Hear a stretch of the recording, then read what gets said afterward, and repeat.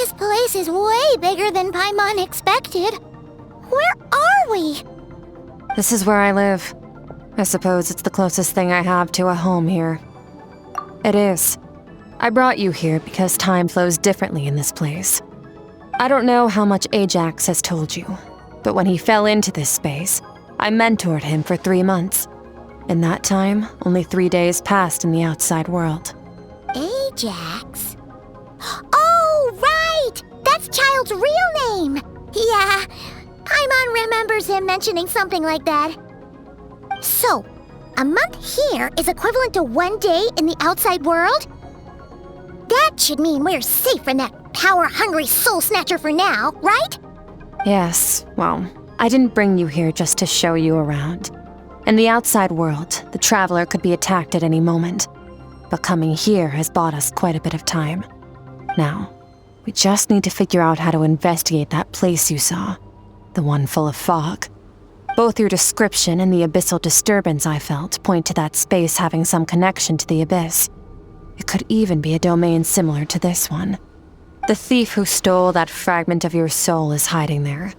But the abyss is a chaotic and turbulent place. If we want to pinpoint their location, we need to see what that space looks like without the fog. Abyssal power can grant a special form of sight. Have you ever wielded abyssal power before? Okay, do you plan to learn? That tracks. All the information you have suggests the abyss is something sinister, and that abyssal power is a wild and dangerous force that always spells disaster. And you're saying that's not true? Depends on your perspective. Floods and hurricanes take countless lives too. But if one day you gain the power to control them, what was once a calamity is now just another tool in your arsenal. I'll respect your opinion, though. Just means we have to turn to the second best option. A little abyss crystal that contains my power. Wear it on your head, and we'll be able to perform dream mirroring when we fall asleep. Dream mirroring? It means experiencing whatever the other person is dreaming. Everything they see, think, and feel. Since you haven't studied the art of using abyssal power, and have no plans to jump in the deep end right now, I'll have to do the investigating for you. With dream mirroring, every time you slip into a deep sleep, I'll see with my own eyes whatever scene plays out in your mind. Then, I can guide you through the dream environment, and we'll take back what was stolen from you. Huh. You make it sound so simple. Tough to say. This is an unprecedented situation for both of us. Even assuming we do manage to find where this entity is hiding, like I said, getting your soul fragment back won't be easy. To play it safe, I need to give you some special training first. Wait, you're gonna teach him some of your martial arts? Does that mean the next time we see Child, we have to treat him like our senior? Do as you want. For my part, I don't see you as my disciples. You're already a pretty good fighter. All I'm planning to do is build on your current skills and train you for the specific scenarios that I think we might face. But that's enough talk. If you're ready to do this, then come with me. Time might be more lenient here, but that's no excuse to waste it. Oh, she moves fast. Paimon can hardly keep up with her. So, special training, huh? Kind of a rare opportunity. With your skills, there's not a lot of people qualified to train you. Last time something like this happened was probably anti-Raiden Shogun training, right? Oh, feels like a lifetime ago. Skirk seems pretty strong too, though. Remember how she said that the all-devouring narwhal was just her master's pet? Maybe we really will learn something here.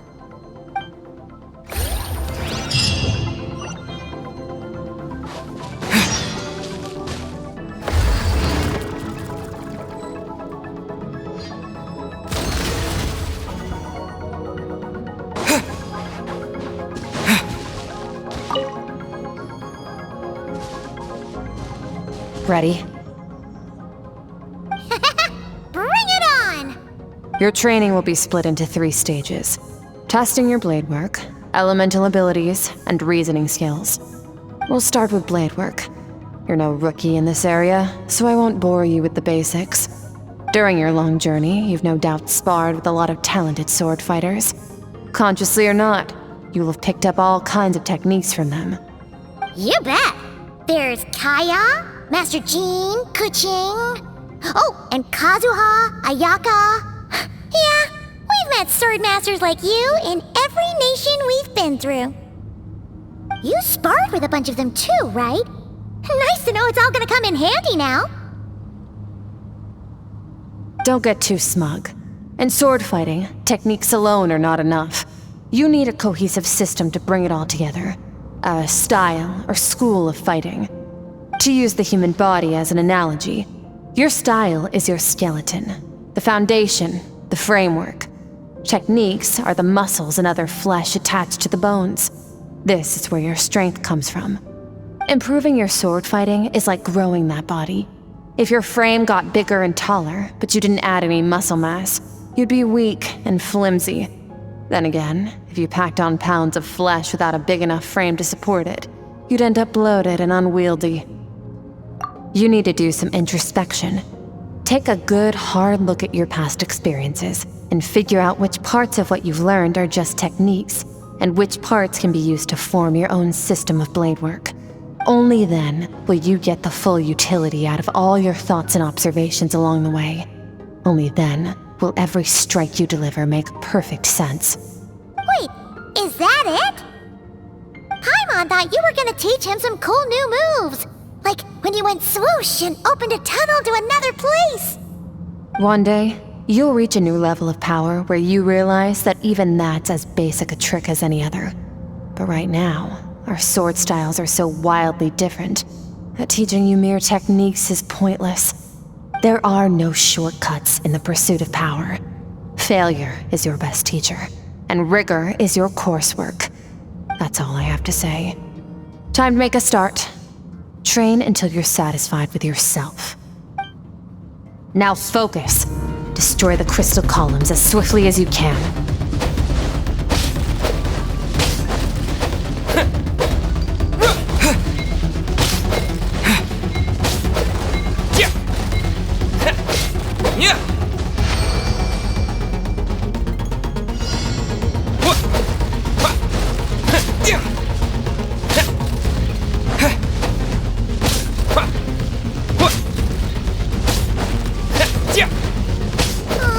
This is making Paimon's head spin. Hang in there, traveler!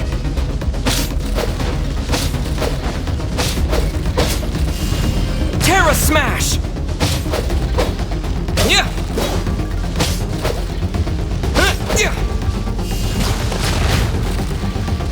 Yeah! What?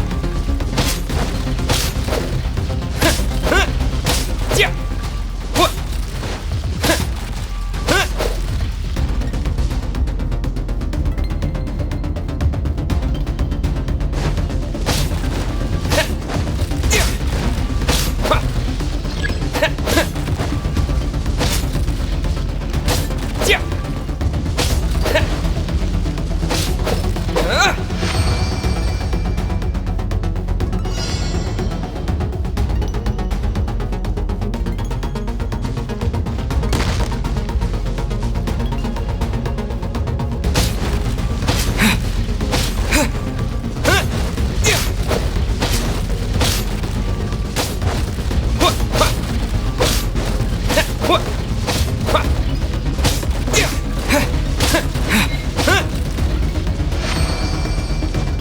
Stay calm. Use your head. You have to keep it together.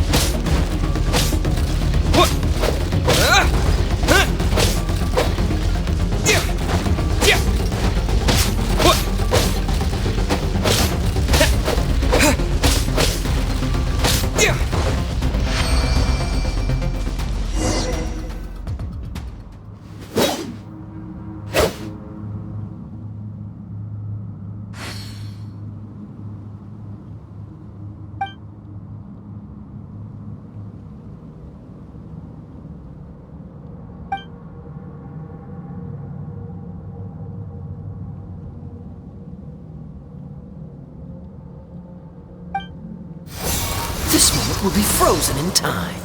Cut to the chase.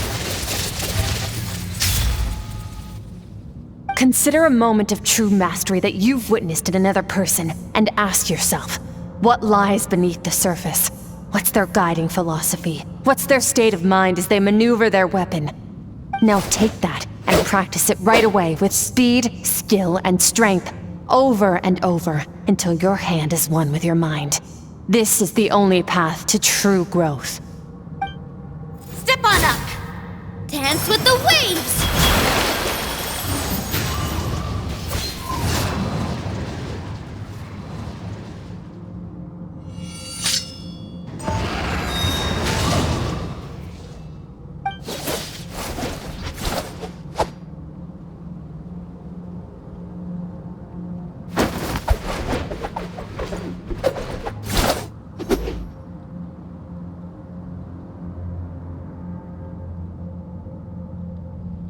If you start to tire, empty your mind, but do not stop. Stay in that frame of mind as you keep up the fight. Get rid of all redundant movements. Imagine your sword is an extension of your own body. Wield it just as you wield your arms, hands, and fingers. 'Twas on a deserted, moonlit night that the hero approached the vile dragon's limpid lair. Ring cutter! Feathers fleeting wet, the white heron treads water, a sight without flaw. Master of Inazuma Kamisato art Tachijutsu.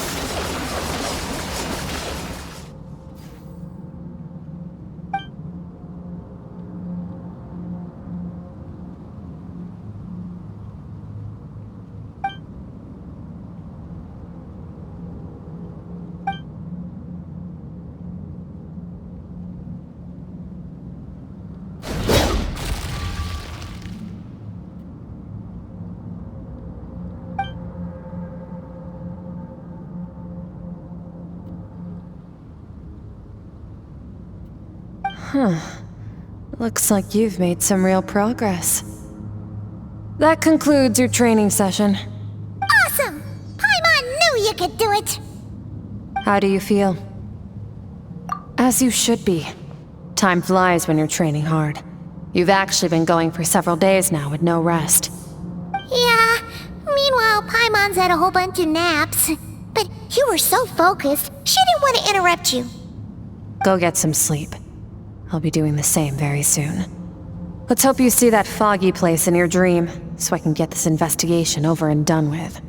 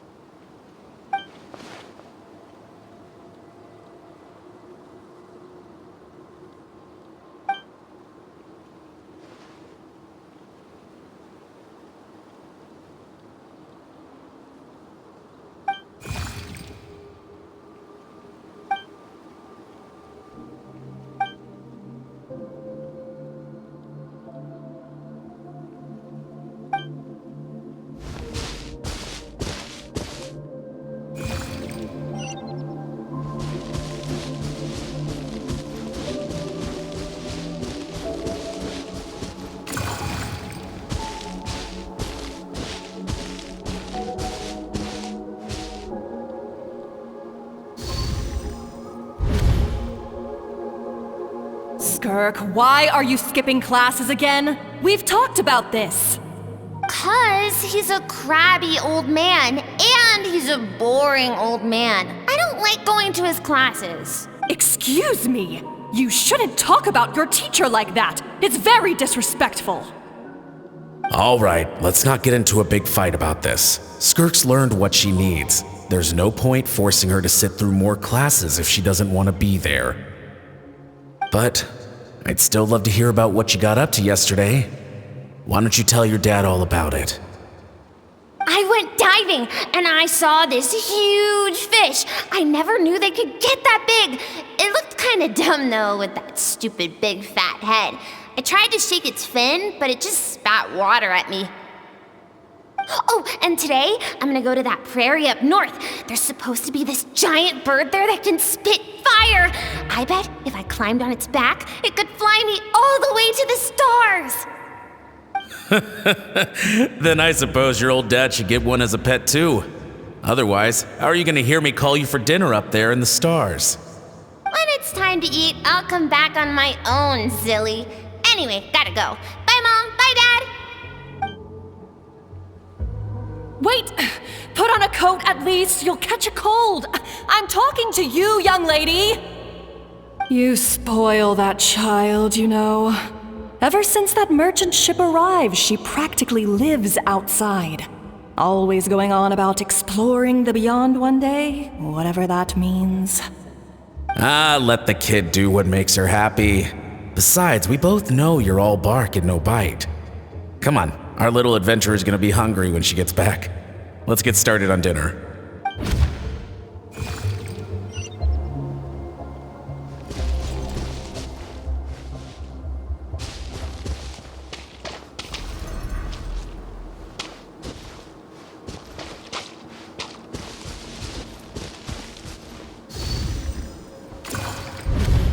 The stars shimmer high above. But what lies beyond the stars? Mountains as far as the eye can see? An endless snowy plain? Or maybe buildings taller than the sky, like the people from the merchant ship said? I can't be the only one asking these questions. The universe is fascinating. If only I could meet some other people like me. We could set sail together and explore every corner of the world. I'm sick of being a kid. There's so many amazing things out there, and I'm ready to see them all. But for now, I'm starving. Better get back.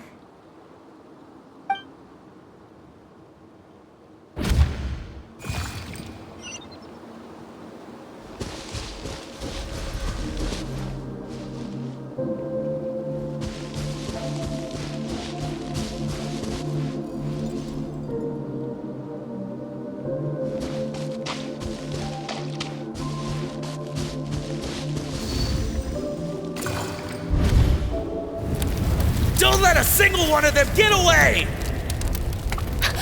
No, please, spare the children! Stay back!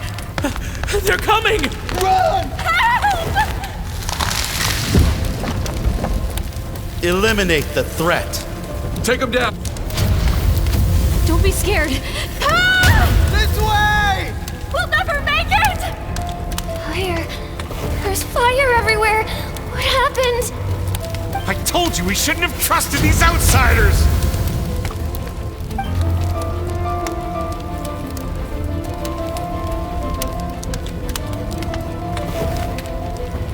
Why are you doing this? What did we do to deserve this? We welcomed you with our finest food and drink, showed you the best our home has to offer, gifted you cloth dyed by our own hands. And this is how you treat us? Run! Save yourselves! Captain, Zone 3 is clear and we have Zone 2 surrounded. Begin extermination. Remember the orders from upper command. No one is to be left alive. Rest assured, sir. We have enough munitions to annihilate these savages and burn their entire civilization to the ground. Good. The only ones who put up a real fight are that man and his wife, correct? What's their status? We shot the man in the ankles and the wife broke her wrist attempting to fight back. They won't be doing much more fighting. They're holed up in their home for now, but they won't last long. To prevent them from making some kind of last stand, we're planning to clear out the other zones first so we can send a bigger squadron to surround them. Well, well. Turns out some of these beasts do know how to use their claws. Now the threat these savages pose will be undeniable. Let them cling to what's left of their lives for a little longer. Once the other zones are cleared, I'll cut off their heads myself.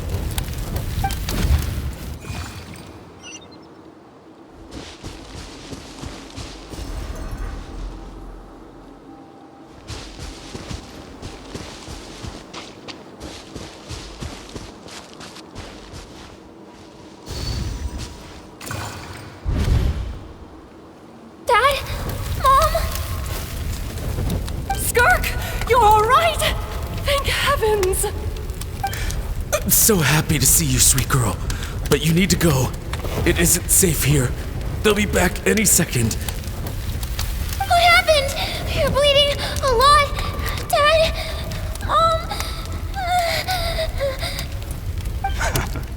This is the place.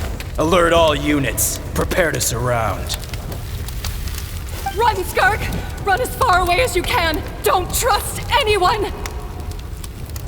Your dad and I, we're not afraid to stare death in the face, but we need you to survive. My clever girl, so curious.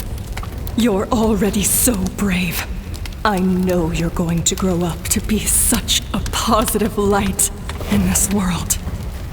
Whenever you miss us, just play this song.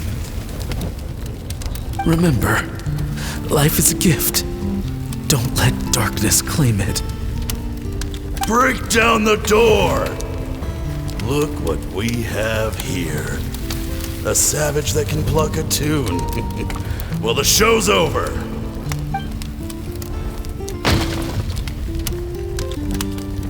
You! Stop singing! Shut it! I said shut it or I'll make you! Fine. Have it your way!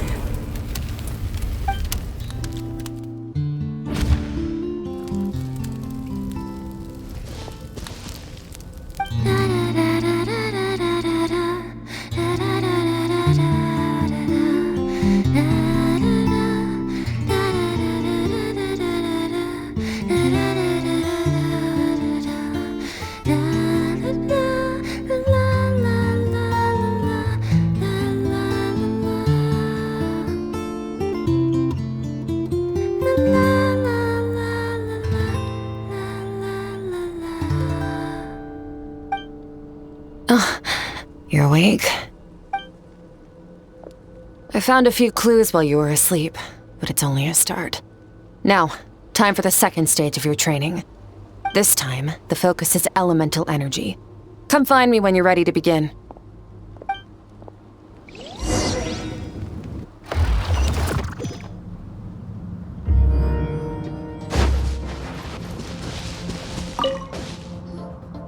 Man, staying in the abyss feels so surreal, don't you think? No day and no night. It's like time hardly exists. If we weren't careful to keep track, it feels like we'd have no idea how long we've even been here. Well, except for the fact that Paimon still gets hungry like clockwork. You go do your training. Paimon's gonna grab a bite.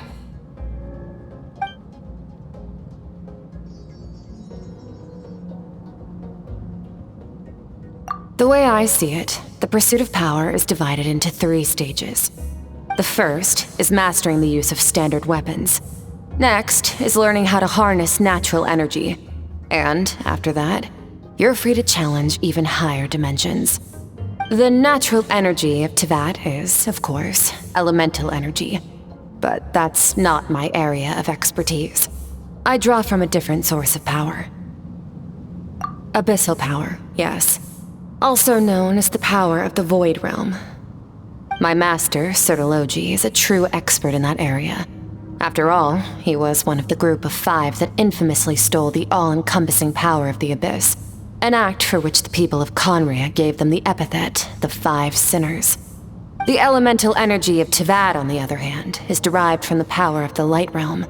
These 2 forms of energy exist in direct opposition to each other. Suffice to say, there's not much I can teach you this time. A keen observation, traveler. Call it respecting local norms. The Abyss stands in direct conflict with the will of this world. So, to make my life easier, I disguise my power to make it appear cryo-like in nature. It's a technique I learned from some Conrian ruins, known as the 7 Shifting Serpent. If you ever change your mind about delving into abyssal power, I can teach it to you. So I've heard. You seem to have a knack for removing abyssal power. But is purification really what's going on there? Like I said, power does not simply disappear. Just thinking out loud. Let's focus on your elemental training. That's what's gonna help us if the situation gets tricky. True growth comes from adversity, but only if you make the choice to pick yourself up again every time you fall. So, it's time to push yourself to the limit, and then keep pushing. This is the only way to advance at pace. Use the power of Animo to clear the field as fast as you can.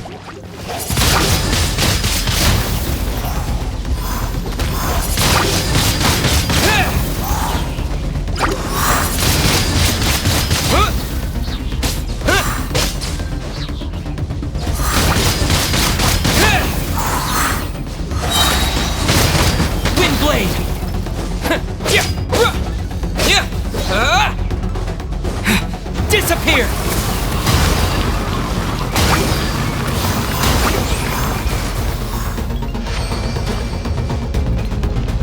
Observe your surroundings. Look for things you can use to tilt the scales of success in your favor.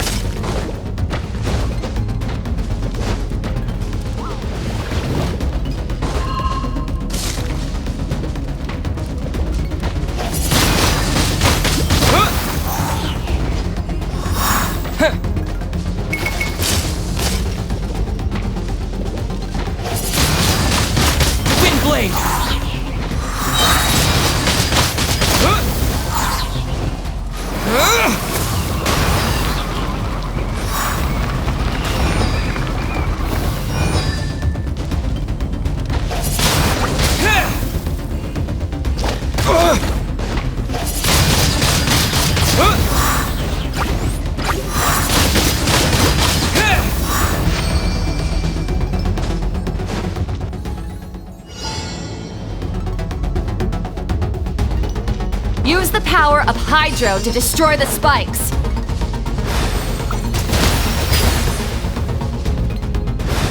Go!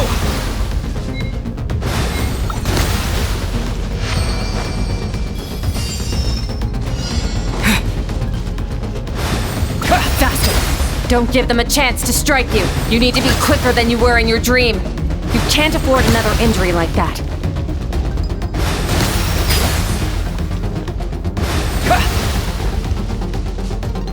Water jet! Go!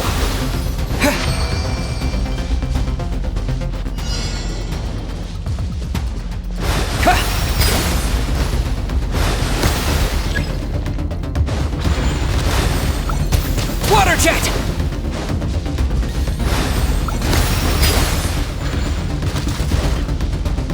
Go! Water jet!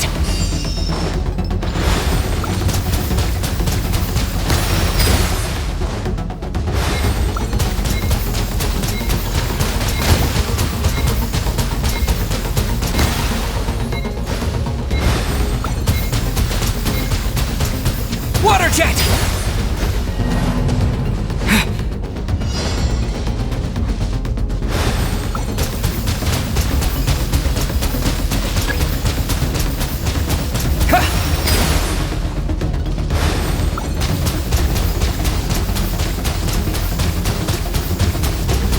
Water jet!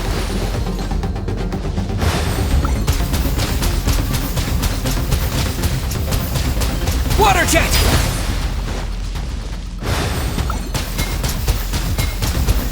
Go!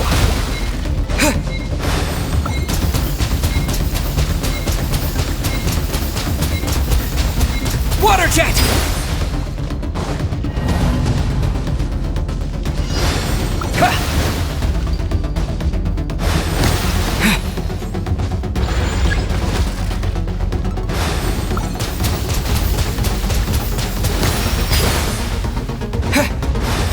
Go! Go!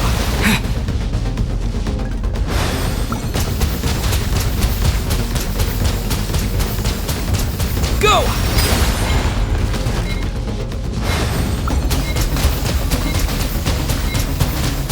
Water jet!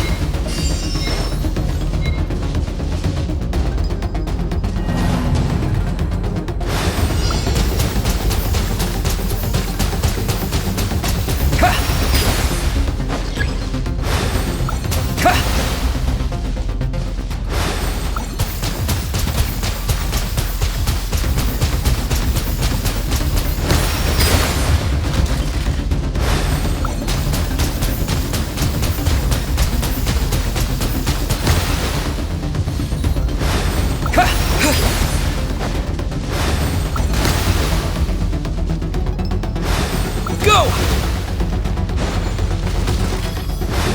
Water jet!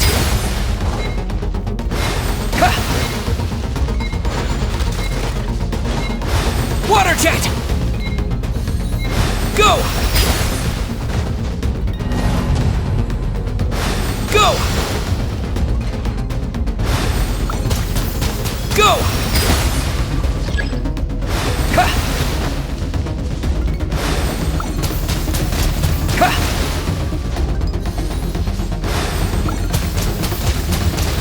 Go!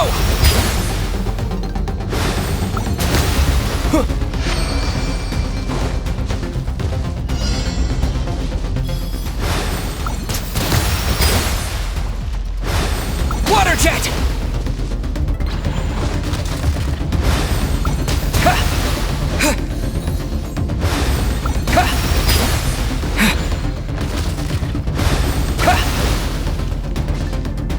Go! Water jet!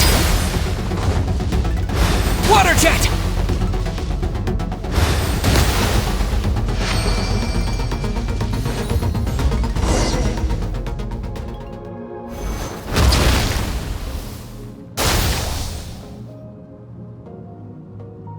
You need to understand what makes you special.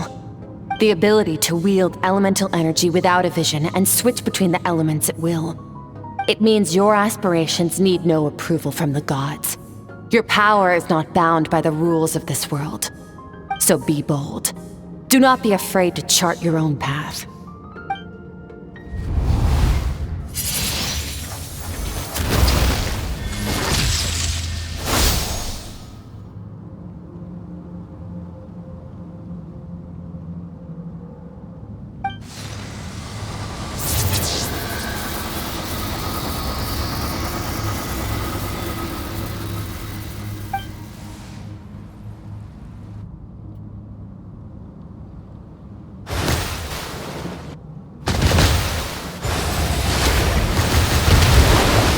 Very good. It seems you've reached a deeper level of connection with the elements. Long enough for you to lose yourself in your training, which is a good sign. Relentless practice with the elements has drained all your strength, but it's also what allowed you to make progress. Get some rest. When you wake up, we'll proceed to the final stage of your training.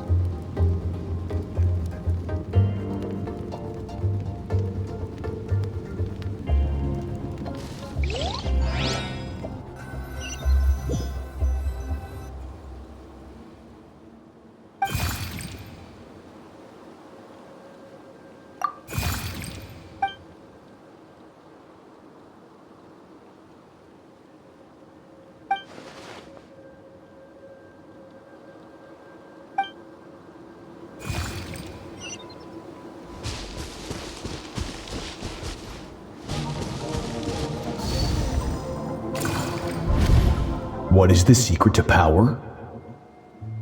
Longing, hatred, self-preservation. No, it is fear. The fear of losing those you love. The fear of watching your home burn. Fear of loneliness. Fear of death. Fear is the source of evolution. It forces humanity to adapt to their environment and overcome hardship. It is in the process of prevailing over our fears that we surpassed first ourselves and then the rest of the world. That fear is now part of you. It calls on you to evolve. And it is time to answer.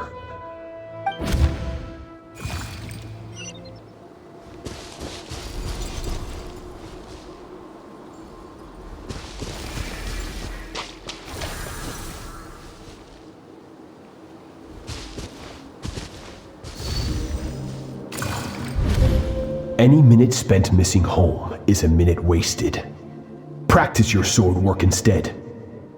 Do not make me tell you twice. But, Master, I can barely lift the sword anymore. If I keep going, I feel like my wrist is going to break. So it has not broken yet. Then pick up your sword and keep practicing until it breaks. After all, bones can always be reset.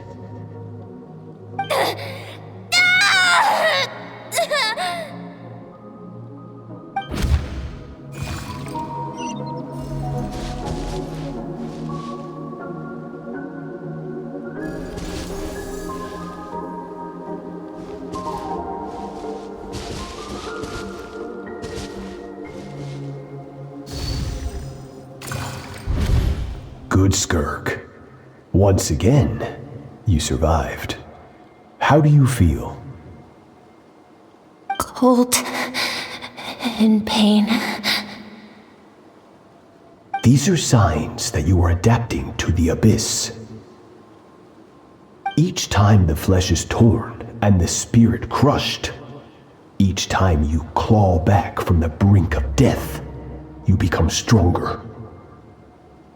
I now understand why these people sought to destroy your homeland. Your potential goes beyond even what I could have anticipated.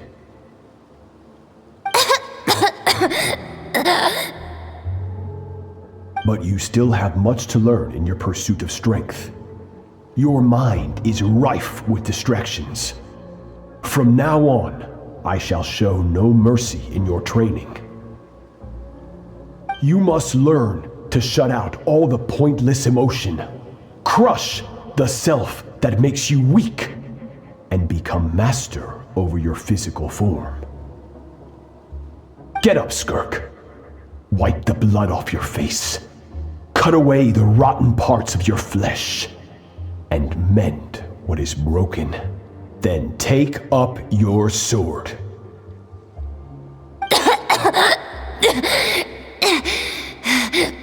Yes, Master.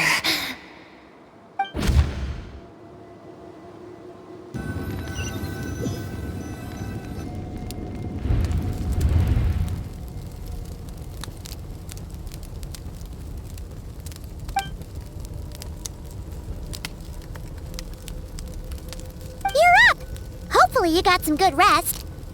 Skirk said to tell you that she's ready to start the final stage of your training whenever you are.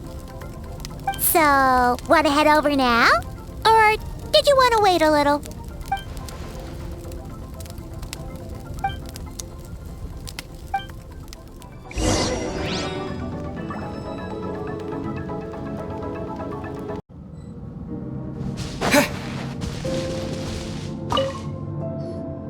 From your training so far, you have gained better command of the sword, and more control over your elemental abilities. That's only part of it. Experience is the real teacher. Your journey, the friends you have made, the dangers you have faced. These have taught you more than I ever could.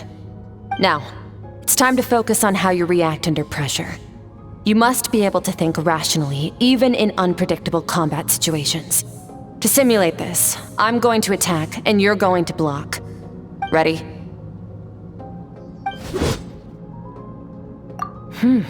Not bad. That defensive stance looks near unbreakable. Just like your sister. Oh, that reminds me. You still don't know what happened to her, do you? Hey, no fair! That's cheating! You think every opponent has the same moral code as you? You can denounce their deplorable methods all you want, but only if you live to tell the tale. The dead don't get to complain. Strong emotions will always arise in combat. Anxiety, anger, fear. But a true warrior is never at their whim. Only when you are free from the influence of emotion can you make the right choice, no matter the situation. How amusing. Almost sounds like you think you know me. But you don't. You can choose your own path. We are not the same. Let's begin. Try to use reason over emotion. Make the most rational and advantageous decision in any given moment. This is your final training session. Look alive. Same drill as before, but this time I'm going to interfere. Hold your focus.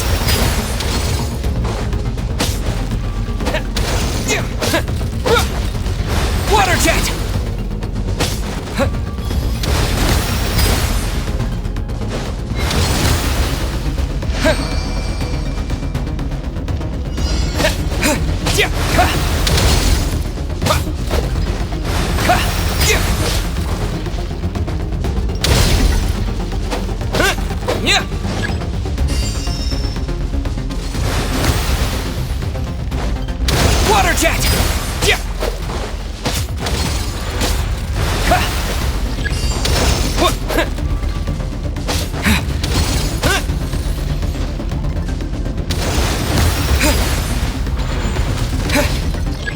Water jet!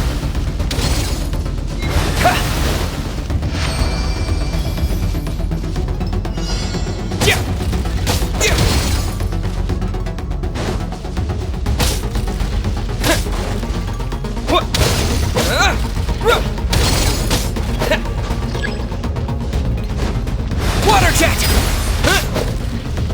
Water jet!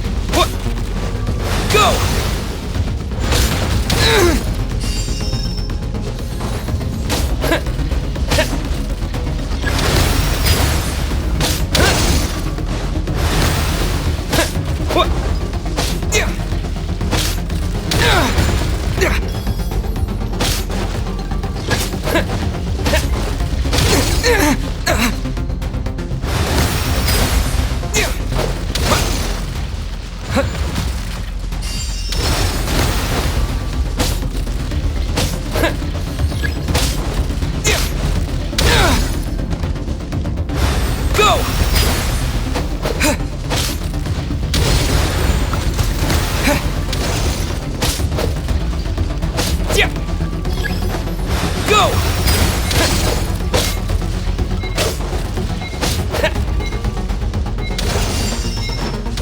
Water jet! What?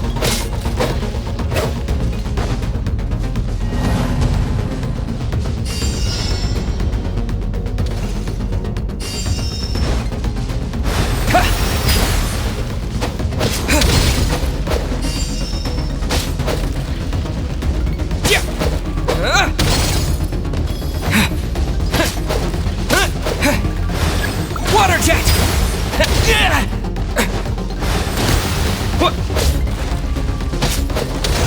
Water jet! Go! Water jet!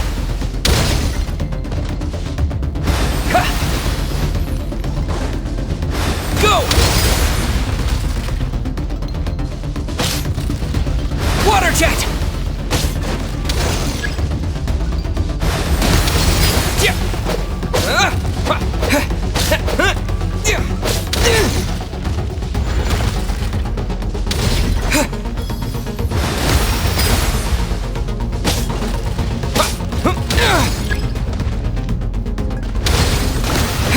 Not bad. Better than I expected.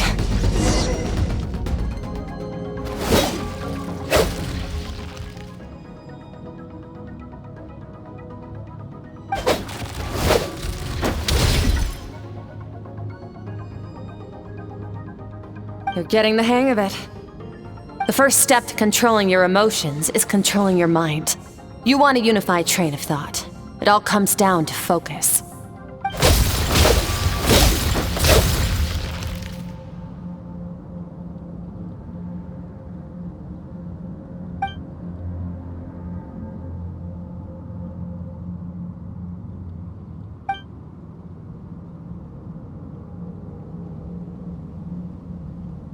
Your mind is rife with distractions. From now on, I shall show no mercy in your training. You must learn to shut out all the pointless emotion, crush the self that makes you weak, and become master over your physical form.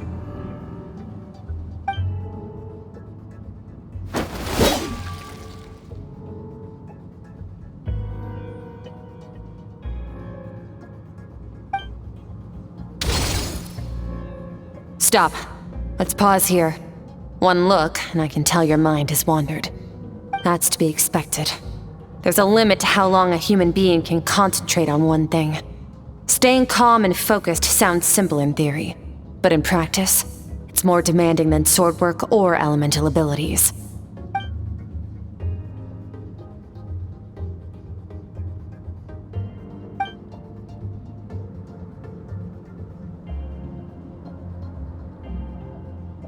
Get some rest.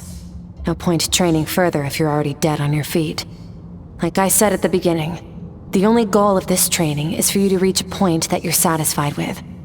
You managed to push past your limits, which is a good start. You can be proud of that and sleep well knowing that you've earned it.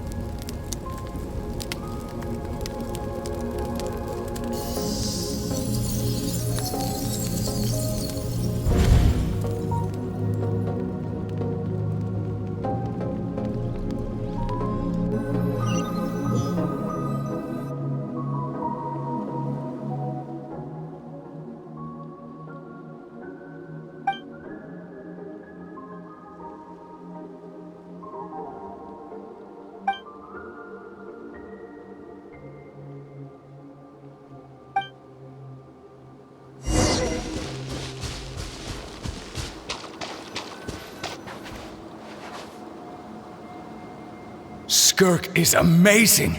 She faced down that terrifying giant and cut its head clean off. Oh, she got hurt though, didn't she? I heard it was pretty bad. Yeah, well, that's a given. But the moment she was on the mend, she got right back to practicing her sword work. I heard Master suffered a grave injury once too. Lost an arm and a leg and still came back stronger than ever. Skirk's becoming more like him by the day. Incredible! I wonder if I'll ever reach their level. They're always so resolute, so unshakable.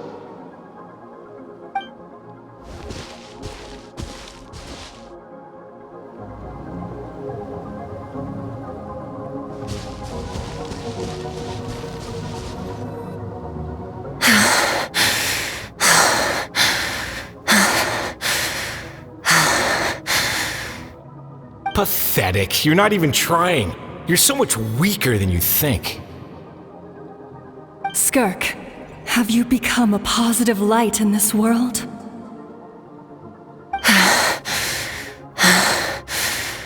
Do you even remember how many of us perished in that fire? How many bodies were left to rot on the scorched earth? Yet you alone live on. Keep your gaze fixed on your blade. You don't deserve to rest. I have so many questions. I just want to jump in a spaceship, explore the whole universe, and get answers from the stars. I just need to wait till I'm grown up. Then I can do anything.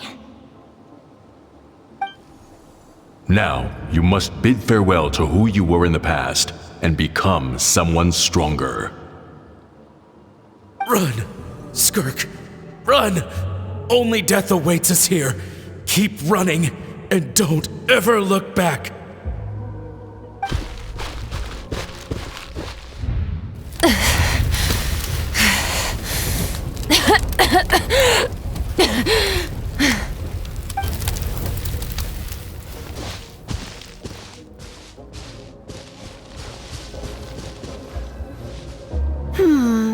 Let's see here.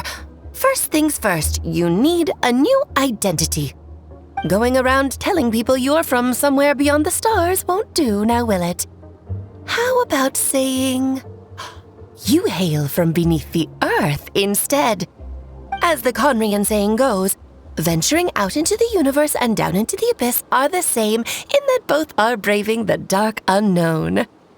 Well, I'm a visitor on this planet, so I'll follow the rules. Ah, splendid. That saves me quite a bit of trouble.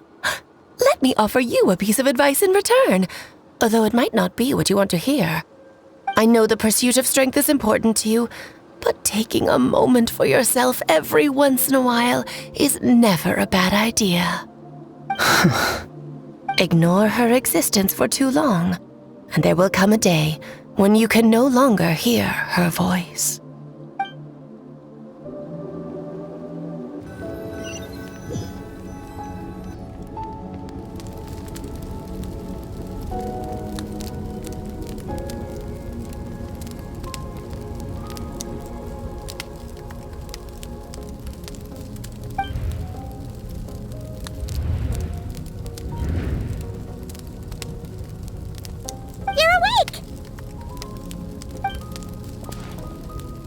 Be starving, right?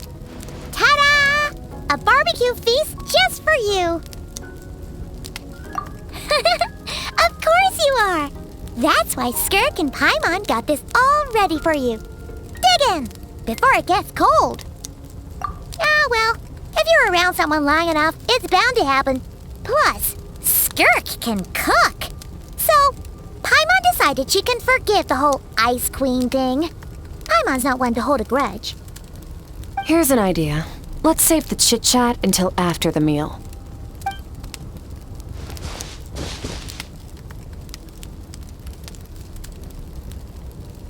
Ugh, so full. Okay, it's Paimon's turn to sleep now. Wake her up when it's time to go.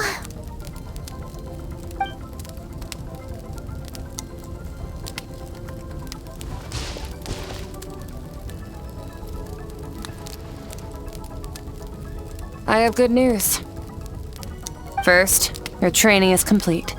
You have what it takes to wield immense power. Now it's just a matter of putting it into practice. Continue to learn from your journey and hone your skills against formidable opponents. Second, I've located the culprit we've been searching for. Next, we just need to retrieve the missing part of your soul, and our business will be concluded. When Ajax trained with me, he once told me he was bursting with questions.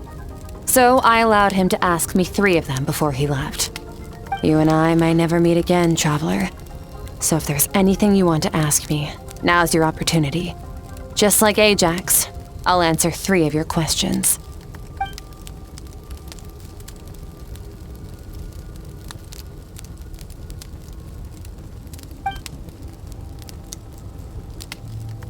Okay, not the angle I was expecting. What makes you ask that?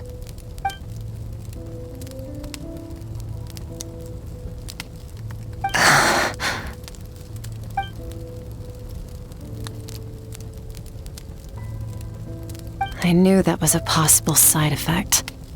closed off my mind to you for that exact reason.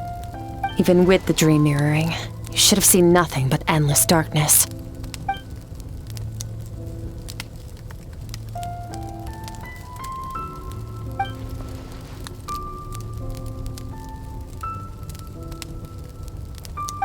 Whatever. Must have been a flaw in my execution. I shouldn't be too surprised. Due to some recent circumstances, my self-control has been lacking as of late. Since you've seen what you've seen, there's no reason to hide the truth. All I ask is that you keep it a secret. No, I'm not from Teyvat. I'm from a different planet. And there was a time when I journeyed through the stars. A lot like you in some ways. No, we're different in that respect. You're influencing the fate of this world. But me, I'm just passing through. Several hundred years ago, my master, Surtalogi, opened the border between worlds and sent me here. But this is not my home. And one day, I'll return to the vast unknown of space. So, there you have it. On to your second question.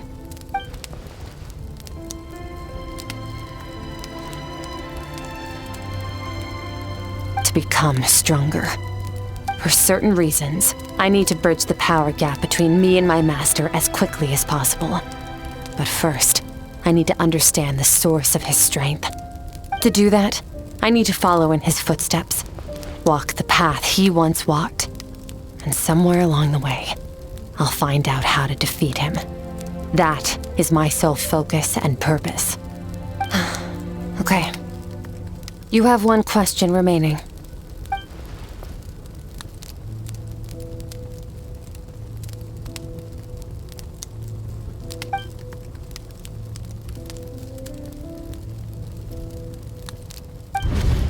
You make it sound so easy. Ever since the incident I experienced there, I've never stopped searching for Master Skirk and that unknown abyss. But it's been years now, and I've still found nothing.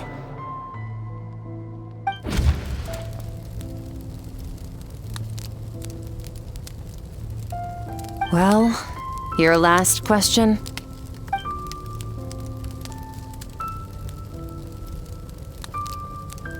Ajax. His situation is different than yours. Before you ever crossed paths with me, you'd already encountered many formidable people, studied their techniques, and developed your own skill set. So, during your training, all I had to do was build upon that foundation. But Ajax was so young when he came to me. A complete blank canvas. Children can't help but imitate their role models. In the long run, that would only hinder his growth. Once Ajax has enough strength in his own right, I will allow us to meet again. Until then, let that motivate him to reach his full potential.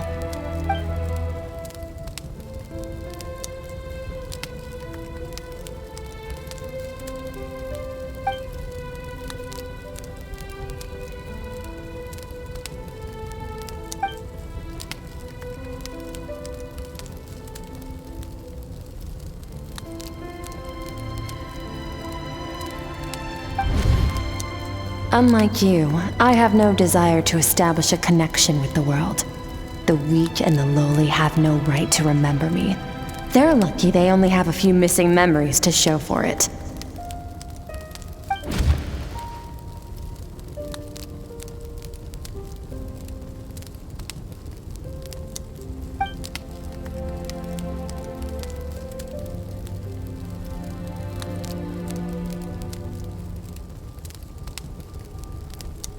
Wake up your companion. It's time to go. Oh, and everything I just told you, best keep it a secret from her as well. This is near the chasm, right? Yes. If we enter from here, we'll be able to reach that place from your dream. You have some experience with abyssal domains by now, but still, this is someone else's territory. Don't worry. Paimon's an expert at hiding behind other people for safety. Oh, but, that means you need to stay safe, traveler. All right. Remember your training. Time to put it to use.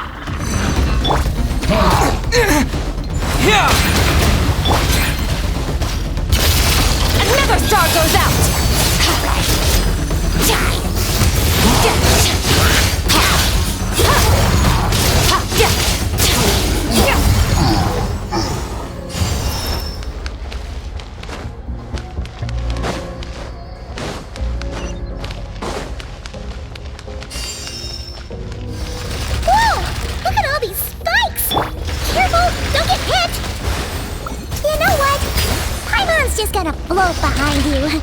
Come on, you got this.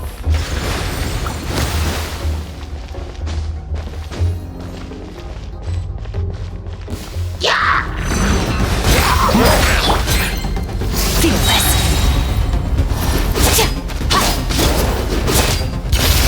Into the void.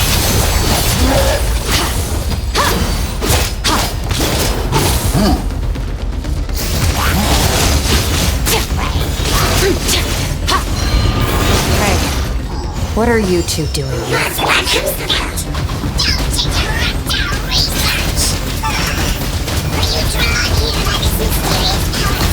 Dusty. Abandoned house.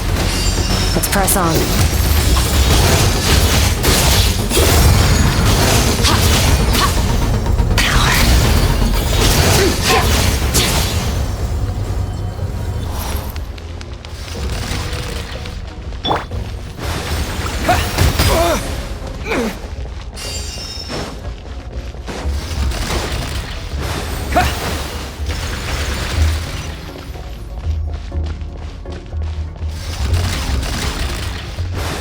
Water jet!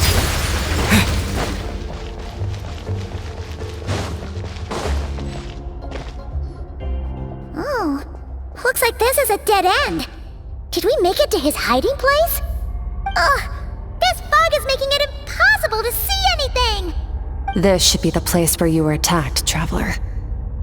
The missing part of your soul should be nearby. Can you sense where it is?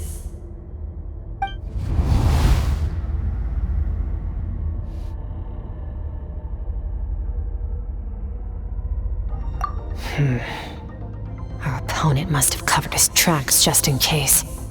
Otherwise, you should have sensed it much more strongly.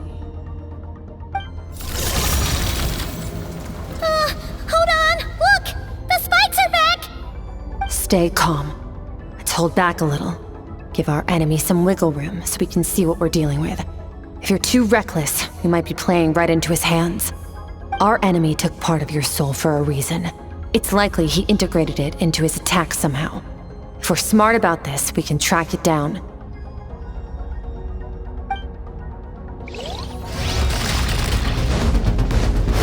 Go! Go!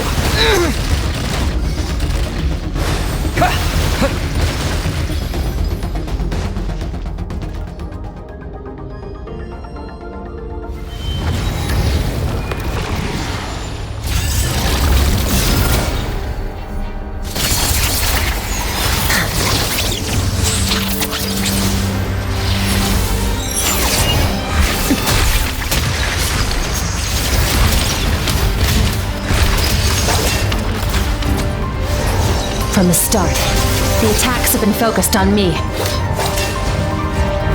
Trying to break through my defenses? I see.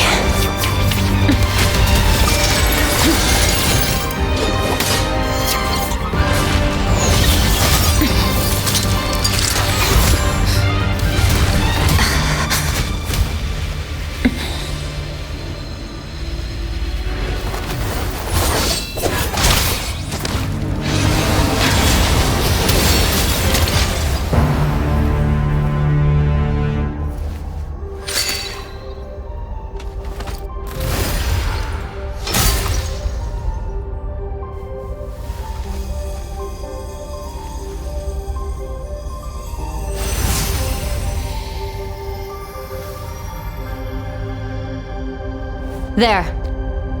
I got it back. Traveler! Skirk! What happened? It looked like Skirk just got... In the Guili Plains, you asked me why this enemy chose you as his target. Now, the answer is clear. It's not just the fact that your strength is impressive. It's also because of your ability to, as you put it, purify abyssal power.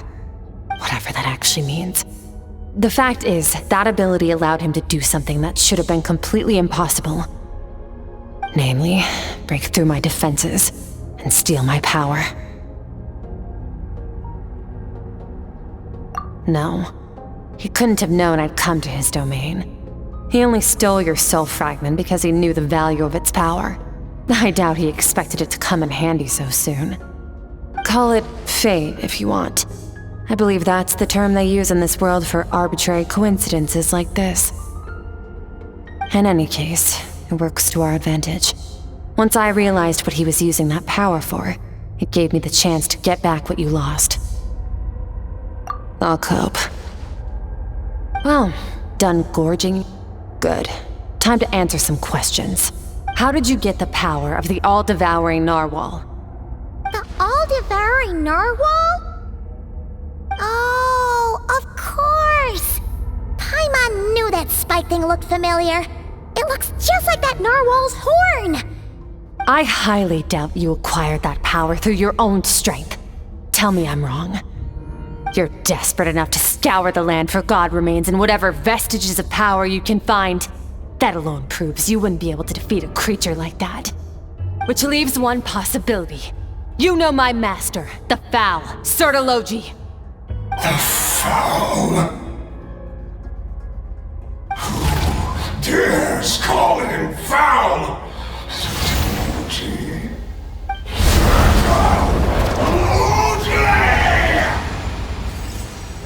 What's wrong?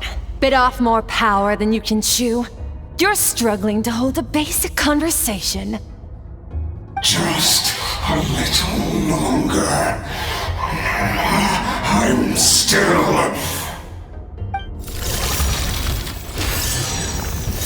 Look! It's back! Those obsessed with power will let it devour them before abandoning their pursuit. Keep calm and use reason to decide the best course of action.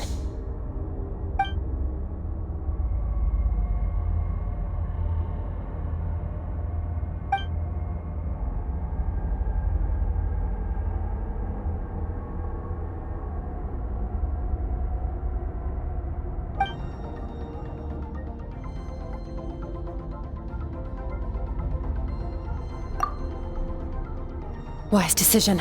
Final victory doesn't always come after a single battle. You've got your soul fragment back, so we both got what we came for. Let the enemy draw breath while he can. It won't be for long. Get us out of here, Traveler. You'll need to lead the way this time.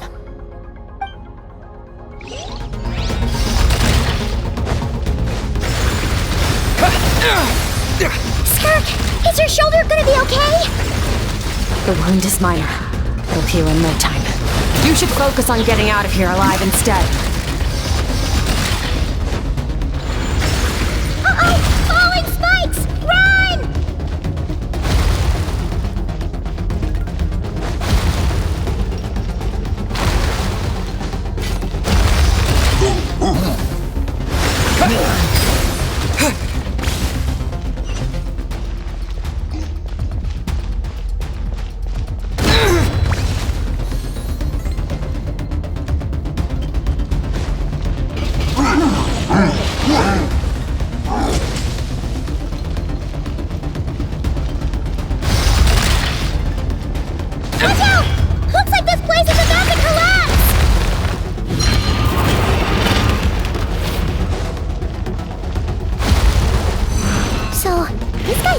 Has something to do with the all-devouring narwhal.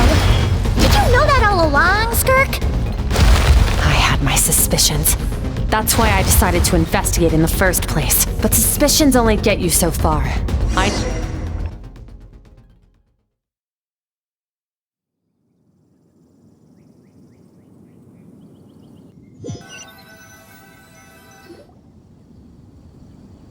Phew. Oh, I should be safe here, right?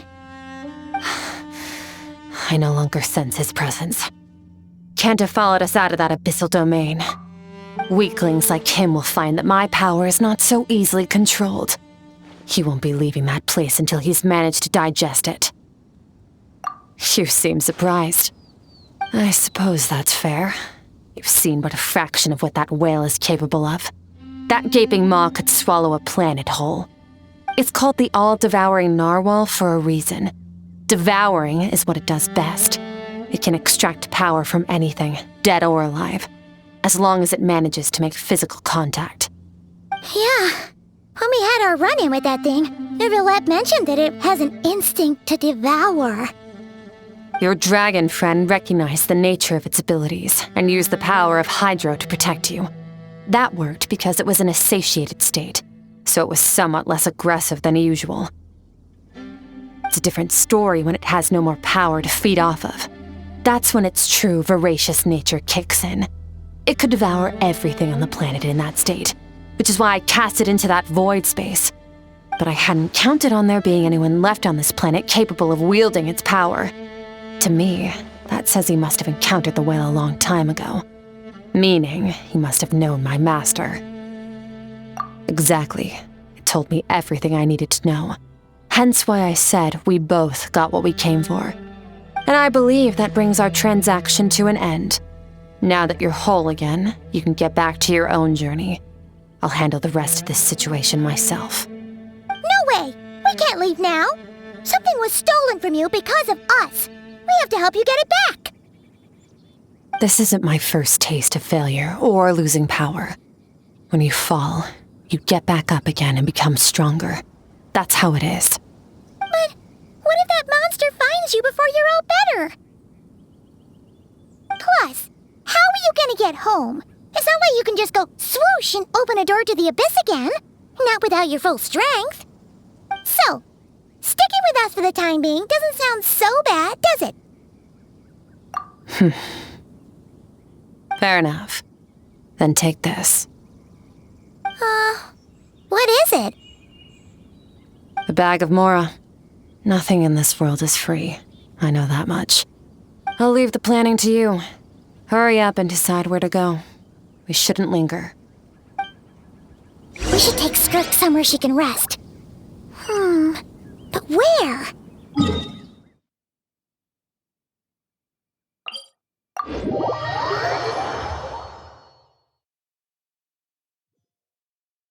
Paimon gets the feeling Skirk wouldn't like being around a lot of people. Oh wait! Baishu said we could rest in the back room of the pharmacy, didn't he? Let's head there!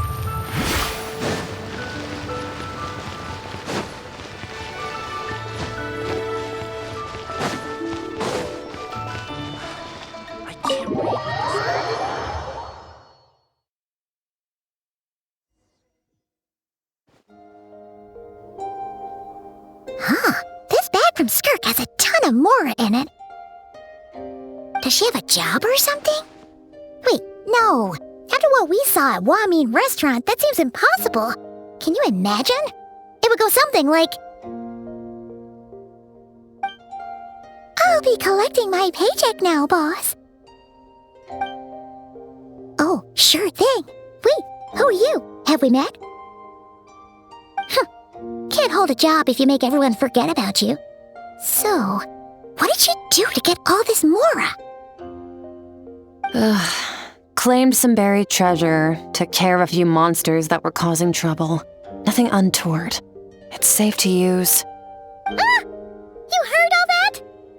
A sonorous voice like yours is hard to miss. I wouldn't be surprised if the sound of it traveled to the nearest mountaintop. Then, did you by chance happen to hear Paimon's little, joke earlier? You mean when you called me Frosty the Lavender Melon?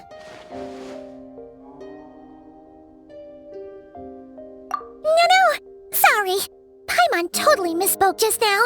She didn't say that at all. It was, a Paimon lookalike. Yeah, she's a piece of work, that one. Always impersonating Paimon and giving people weird nicknames. Okay, fine. The truth is, Paimon didn't like you all that much at the start, but things are different now. You helped the Traveler in a big way, so what do you say? Friends? Ugh. I noticed there was only one bed. Go ahead and get some rest.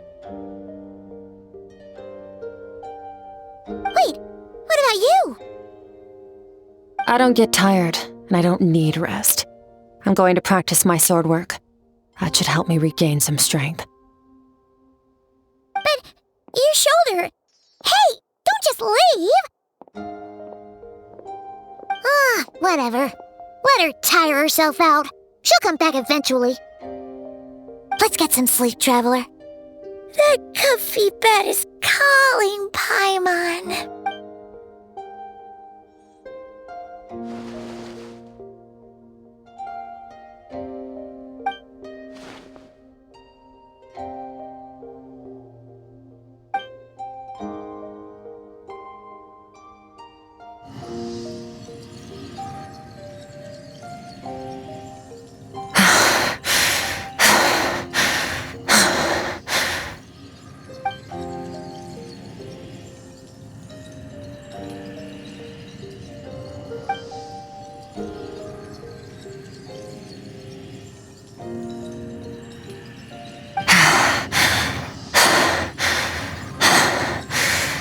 Quiet.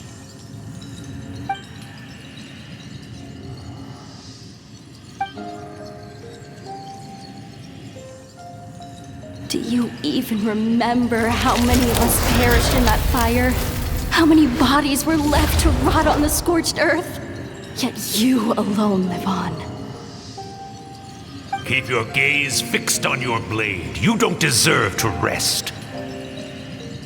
Run, Skirk. Run! Only death awaits us here. Keep running, and don't ever look back.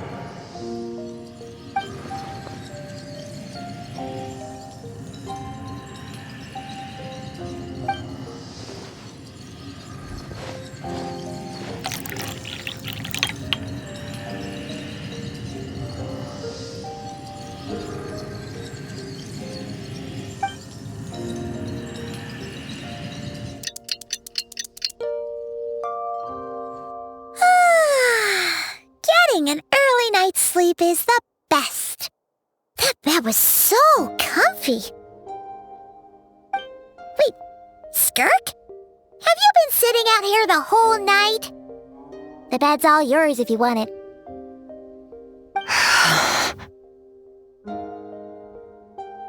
About 60%, maybe 70. Whew! Paimon thought it would take at least a couple of days. That was fast. No, not fast enough.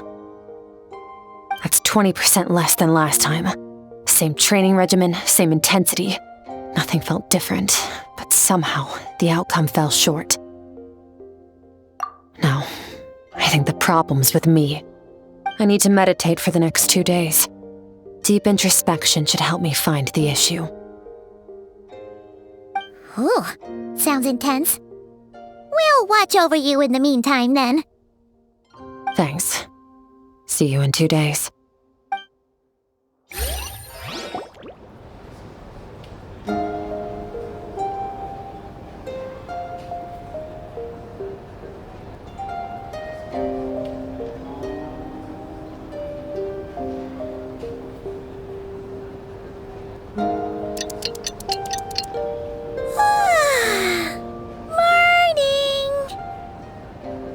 Skirk is still meditating, huh? It's been 2 days already. Shouldn't she be awake by now? Paimon can't think of anything we can do to help. Oh, wait! Breakfast! That's it! Paimon will go get breakfast! Skirk is gonna be starving when she wakes up. Be right back.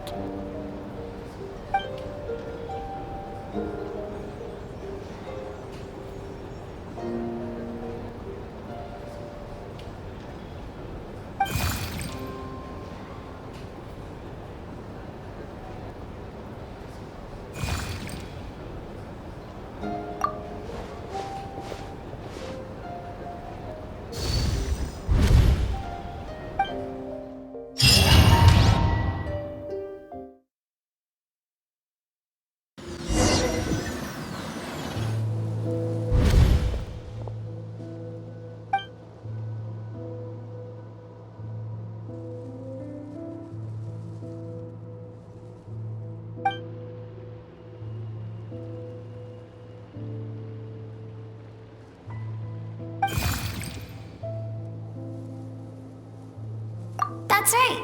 This is Skirk's inner world. Think of it as the threshold between the soul and dreams.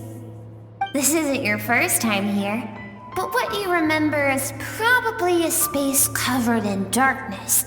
I only managed to illuminate a small portion for you back then. Actually, it's my first time talking to someone like this. I only managed to break free and bring you here because the injury weakened her power. I guess that's why I can speak again, too. Call it fate, if you want. I think that's the word they use in this world for lucky coincidences like this, right? Now, before I take you to her, I gotta ask. You're the first outside visitor to ever come here, so what's your impression of this place? Oh, you noticed.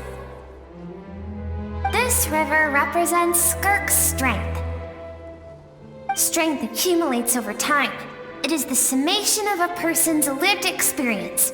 So this river is where all the fragments of Skirk's life should converge into a single stream of memories and emotions, flowing forward as one. But as you can see, this river has been severed numerous times. It's because Skirk doesn't like who she was in the past. And all she sees reflected in the river is a disgraceful shadow of who she was. She cuts through water and rock with the sword of reason, severs her connection with the past, and begins anew. You must learn to shut out all the pointless emotion. Crush the self that makes you weak, and become master over your physical form. This isn't my first taste of failure or losing power. When you fall, you get back up again and become stronger. That's how it is.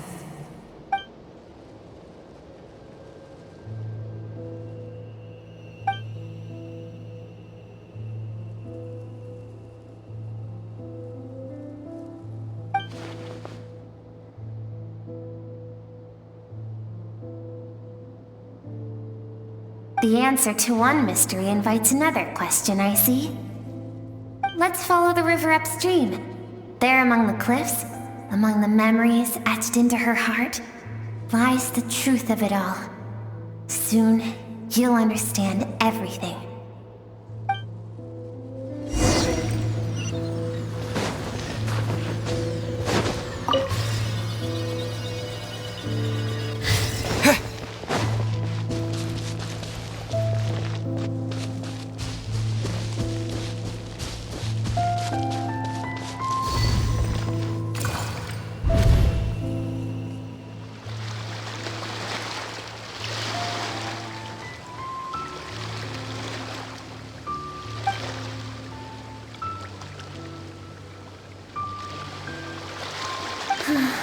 I've always thought that, even when falling leaves don't come from the same tree, they can still form bonds of kinship when they meet.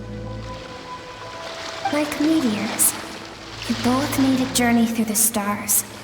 Both travelers who have landed on a planet that is not your home. Yet, when she first noticed your presence, although she hesitated for a moment, she still chose to walk away. Indifferent as ever.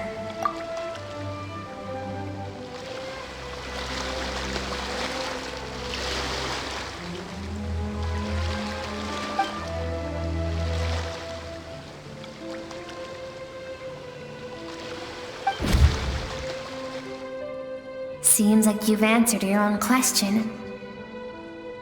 Skirk sees herself as a trespasser in this world. She's made a conscious choice to avoid altering its path. But the reason for that decision stems from events much earlier on in her life. Let's keep going. It's still a long way to the source of the river.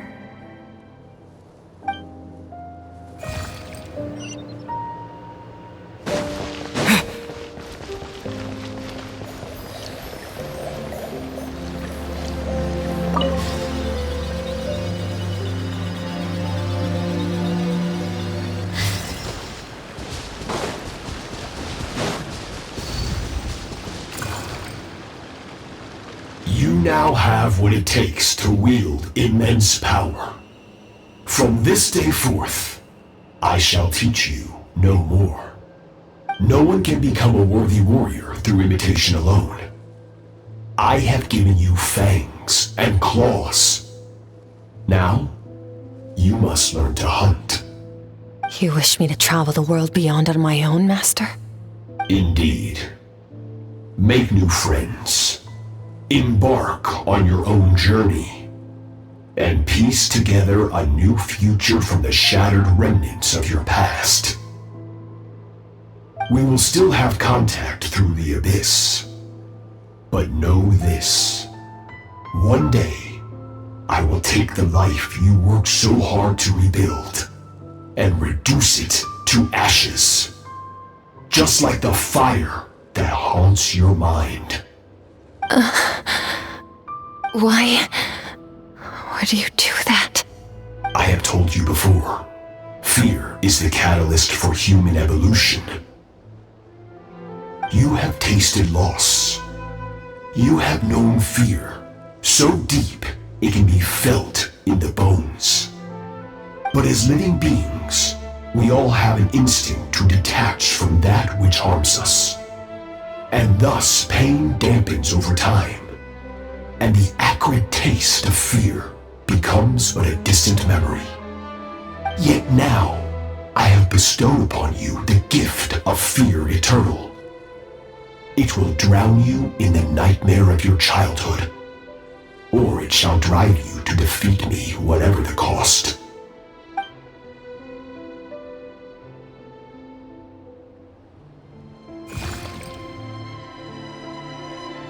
That is what Skirk's master, the foul Surtalogi, looked like at one point in time. Of course, as a higher being, physical form is a triviality to him. He could appear as a beast, a human, or even a monster that defies description. The form you see him in here, clad in abyssal armor, is the one he usually wears when traveling through the stars.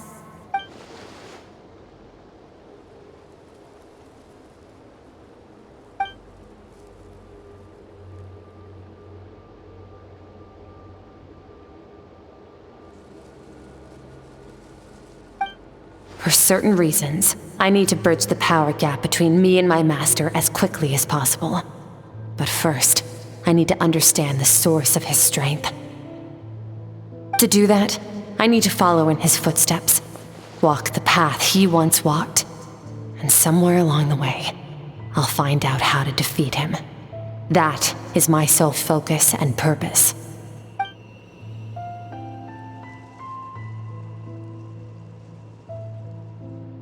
I'll let you in on a little secret. The real Surtalogi is terrifying.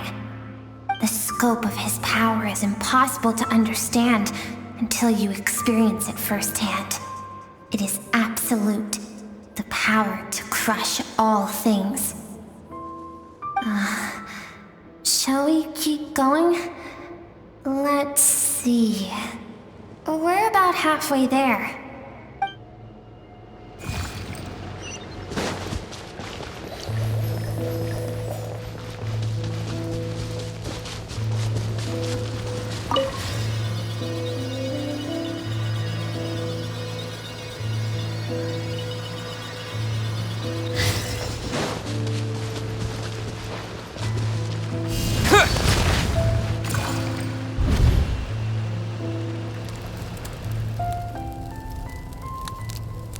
We've made it quite a ways already.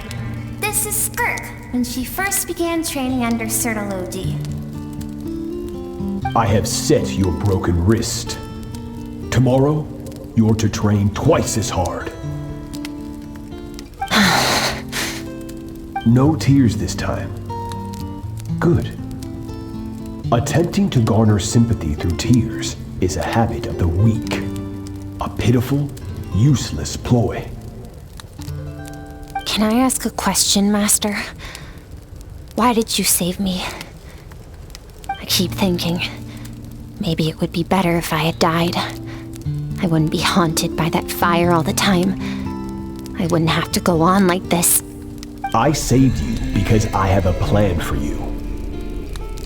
It has been too long since I fought a battle that demanded my full strength, and I hunger for it. Every so-called genius and prodigy I have faced has crumbled like sand underfoot. Before me, even fate bends the knee. So, I will teach you everything I know. Train you by whatever means necessary, in the hope that one day, you might surprise me. But I don't want to draw my sword against you, Master. What you want matters little. Among the boundless sea of stars, the cries of the weak are but faint murmurs that disappear into the void. You of all people know that well. Yes, Master. From that day forward, all she knew was grueling training, emptiness, and fatigue. After some time, her talent bloomed, and she gained control over her emotions, like her master. How should I put it? It was not that human emotion disappeared from her heart, but that reason came to dictate all she was allowed to feel. I suppose it was at this point that she became the Skirk you know today.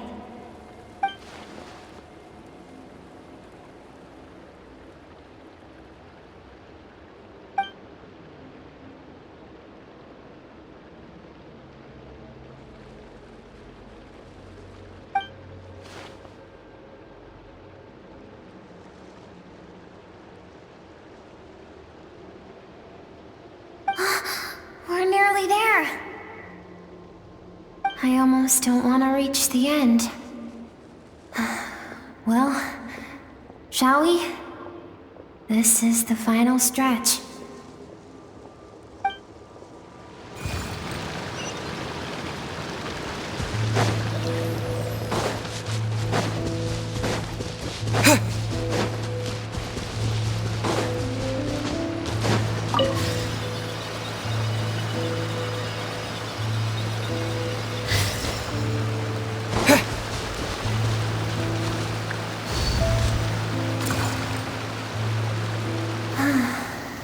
These are Skirk's happiest memories. What a simple and carefree time it was. Wisps of clouds dotted the sky. The sun bathed everything in golden light. And when song filled the air, not even the shyest of flowers could resist swaying along. This is Skirk's homeland. She was so curious about everything as a child, always skipping school to go exploring instead. There was so much to discover. The treasures at the bottom of the sea, the secrets beyond the stars, and that merchant ship packed with adults wearing those strange clothes. Yes, the ship. That was the beginning of the end. It was a spaceship. When it arrived, the people that disembarked wore smiles on their faces and spoke of friendship. They claimed to be merchants from a neighboring planet, looking to establish trade. Skirk's parents, her relatives, her neighbors, everyone welcomed the newcomers with open arms and allowed them to explore the planet. To them, the visitors were guests and should be treated with hospitality. No one had any idea of what was to come. Several months later, an army of unknown origin arrived without warning and carried out a ruthless campaign to destroy everything and everyone on the planet. Skirk had skipped school that day, like so many times before, so she was not caught in the immediate wave of destruction. But when she came home that day, only fire and ruin awaited her. Countless people cried out to her for help. people she knew and loved, friends and relatives, the little girl who lived next door, the shop owner with the bad leg, the bad-tempered teacher she had made fun of just that morning. Their lives were discarded like worthless trash as the fire consumed one life after another. Skirk was helpless. All she could do was run. And so she did. She kept running until an unexpected figure crossed her path. If Surtalogi hadn't been there in that moment, the fire would have claimed her life too. And there she would have remained, left to rot in the scorched earth, with no answer as to why any of this was happening. Because she and her people were seen as a threat. As the initial merchant ship explored the planet, they discovered that it hadn't always had the condition to support life. Yet there was evidence of human activity, even during the periods of extreme heat or cold in the past. Further research revealed that, over time, the people of this planet had evolved the ability to adapt to any type of environment or energy source. For that reason, the outsiders viewed them as a potential threat, and decided to eliminate them before the threat could rear its head. And so, the army was called, and the so-called danger was wiped from the face of the planet. Senseless, isn't it? Deemed a threat because of a gift they didn't even know they had. Perhaps it was their own innocence and kindness that doomed them. But in the end, that was lost to the blaze as well. If those with power get to decide good and evil, then all you can trust in is the sword in your hand. And so, before death could claim her, she ran. She ran and never stopped. No one wants to relive their most painful moments. Well, that brings us to the end of the story. This is as far as we can go. Skirk is waiting over there. For both of us. Let's go to her. It's time to fulfill my purpose. And my greatest wish over all these years.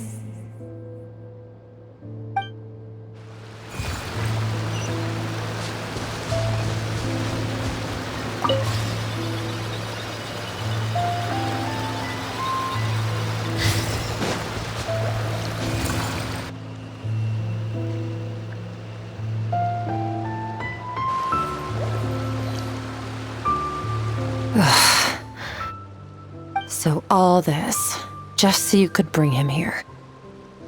I have things to say to you. Well, to me.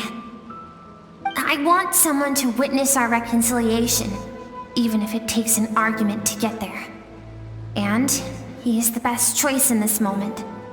Her suppressed emotional self. The version of herself she keeps locked in the recesses of her mind, stifled by reason. All those rejected impulses, those discarded aspects of your past selves, they are a part of me now. I am who you used to be. Someone you have refused to face for too long. So, I came to face you instead. You're wrong. I've faced you all along. And that's exactly why I keep you locked here. Your existence makes me weak. Moments of joy and longing are when we are most vulnerable. Don't forget, it was a penchant for goodness over reason that doomed our homeland in the first place. The vastness of the universe renders everything insignificant. Our feelings most of all. Even so, learning from the mistakes of the past doesn't have to mean erasing everything. Strip yourself of your so-called weaknesses, emotions like kindness and empathy, and what makes you any different from the ruthless soldiers who slaughtered our people? The difference is that I'm doing what is right, what is necessary. I allow you to exist, but with limited freedom. That is the greatest kindness I can offer. I have shouldered everything you couldn't carry. I rose above the numbness and emptiness, and it was cold, unfeeling reason that brought me this far. It made me who I am. It made me strong. That is the problem. I want to shoulder those things together. On the grand scale of the entire universe, maybe our feelings are vanishingly small, but why should that mean they don't matter? Emotion gives warmth to the cold expanse of space. It gives meaning to the world around us. Think back to those nights of gazing at the stars, those afternoons of exploring the unknown. Think back and let them grant you peace. A brief respite from the pressure you put on yourself. That isn't what we need. It's exactly what we need. Aren't you curious about why recovering your strength has taken longer than normal this time? Finally, you get to the important part. That is the only answer I came here to find. Then look around. Look at your inner world. You cast aside your dreams and curiosity, and in doing so, you lost your original motivation. You severed all connection to who you used to be, so you can no longer draw strength from your past. Now, the only things driving you forward are fear and survivor's guilt. But these cannot take you far enough. And so, this river, the source of your strength, grows more polluted by the day. And you think that means I should seek help from a weak little thing like you?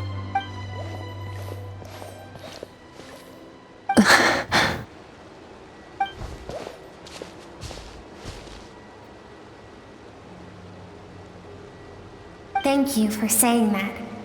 I knew bringing you here would be the right choice. To be honest, I'm not here to argue with you.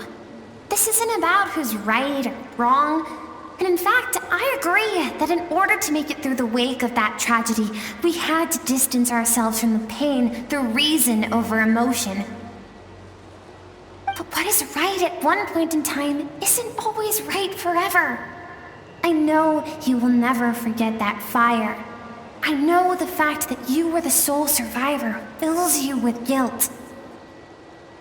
And I know that among the voices that haunt you, mine is there too. Because deep down, you know that you didn't turn out to be the person you wanted to be. All those unfulfilled hopes are like knives to the heart. And I don't want you to hurt anymore. So even if you can't accept me, I hope, at least, that you can let go. Keep thinking. Maybe it would be better if I had died. I wouldn't be haunted by that fire all the time. I wouldn't have to go on like this.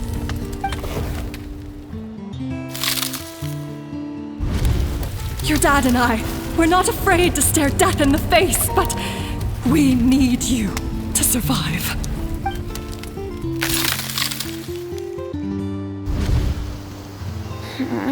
I'm sick of being a kid. There's so many amazing things out there, and I'm ready to see them all.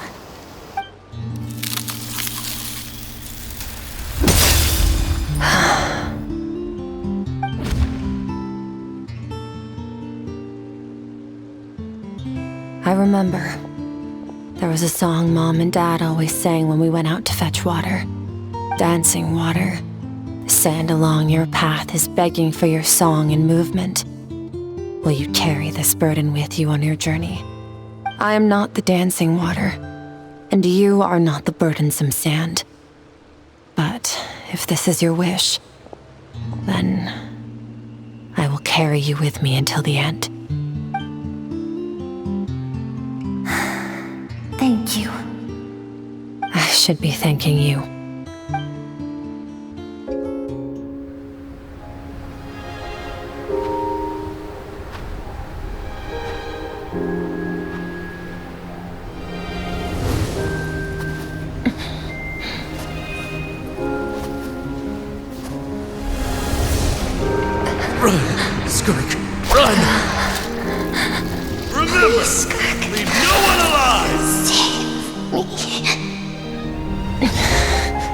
Heed my words, Skirk.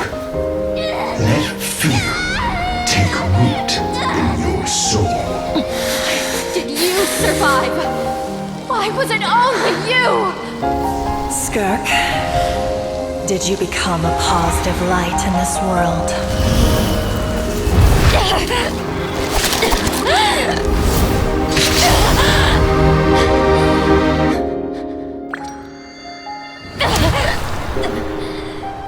Hey, this doesn't have to be the end.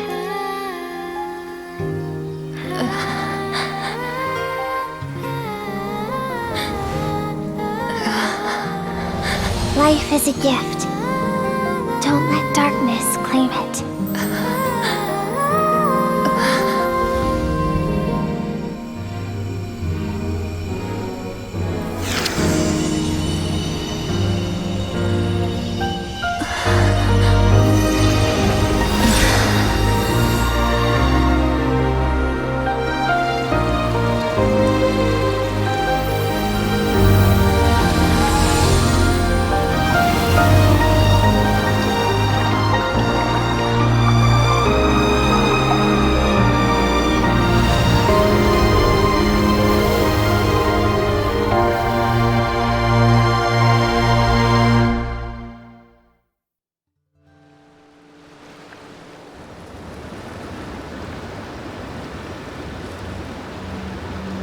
So, you saw my memories then. I once asked my master if survival of the strongest was the law of the universe. He said no. But in a world without order, those with no moral boundaries tend to be the ones who survive. That's why, after hearing his answer, an idea came to mind. An idea that, one day, I would create a new world order. One in which there would never be another tragedy like that fire. One in which power was not the law of the land. But that means I must defeat him. Because my master, Surtalogi, is, at the core, a defier of all rules and order. Yes, and not just because of the gap in our abilities, but also because I have no reason to see him as an enemy. Although his decision to train me was not made out of kindness, he did everything a master should.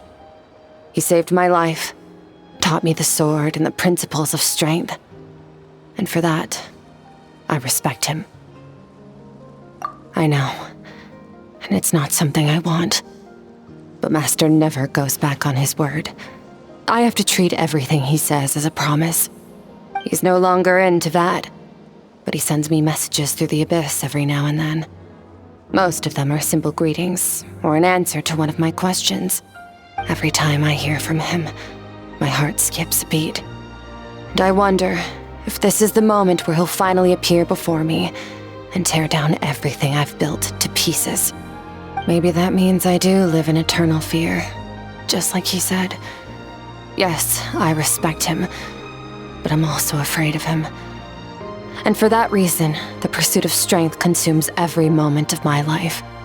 I don't know what Master has planned, but I have to be ready. Help me? Why? This isn't your fight.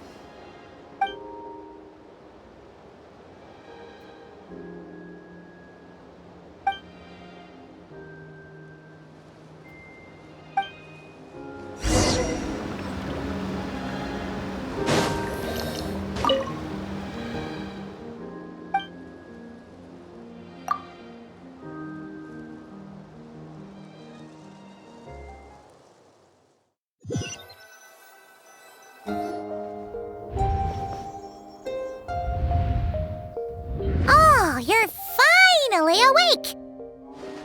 Honestly, Paimon was gone for like 2 seconds and then she comes back and finds you both unconscious? Oh, you scared Paimon half to death! You're both okay, right? What does it look like? Only water from the source can cleanse the rot and filth that flows from the past into the future. I taught you to incorporate the experiences from your journey into how you fight. I suppose what happened today will become an inseparable part of who I am. Okay, so Paimon feels like she's missing some important context. But whatever. Paimon brought back tons of delicious snacks. Let's dig in.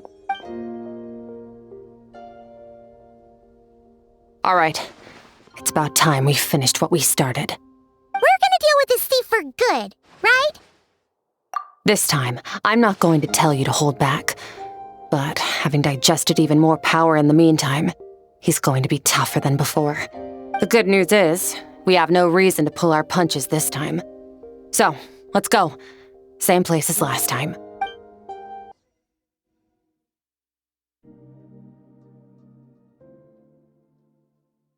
The fog is gone!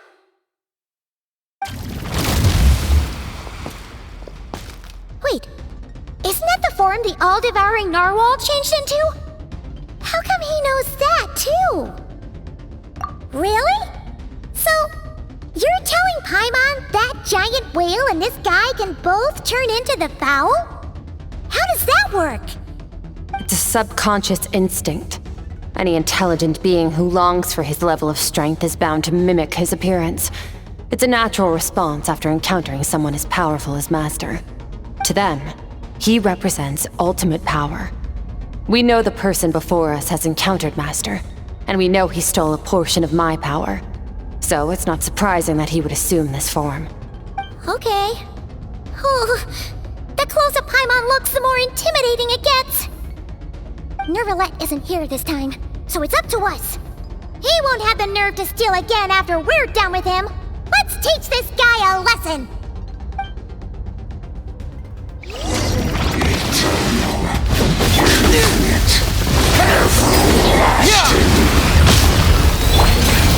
Extinguish!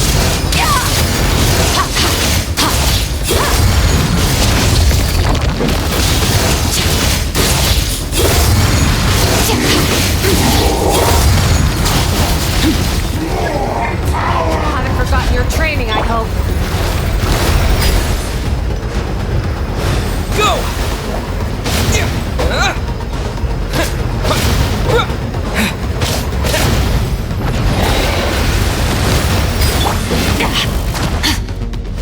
Merciless. Into the void.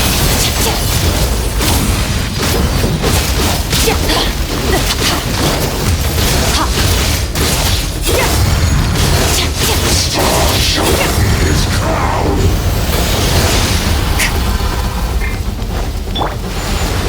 Go!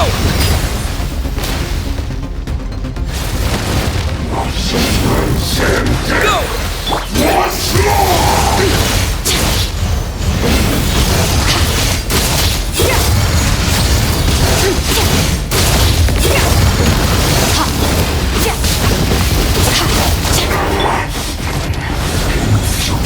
Water jet! This world.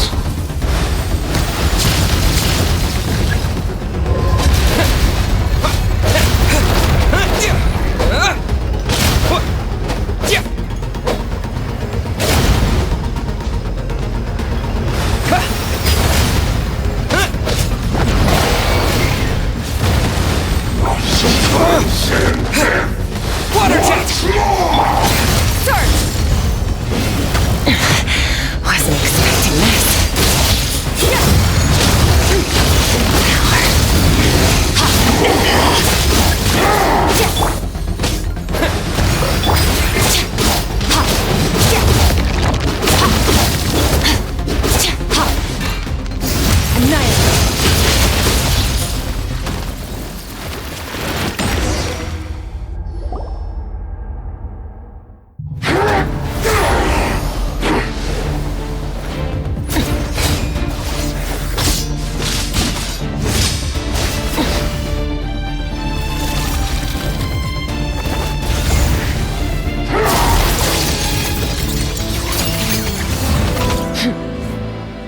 Haven't had enough of my power.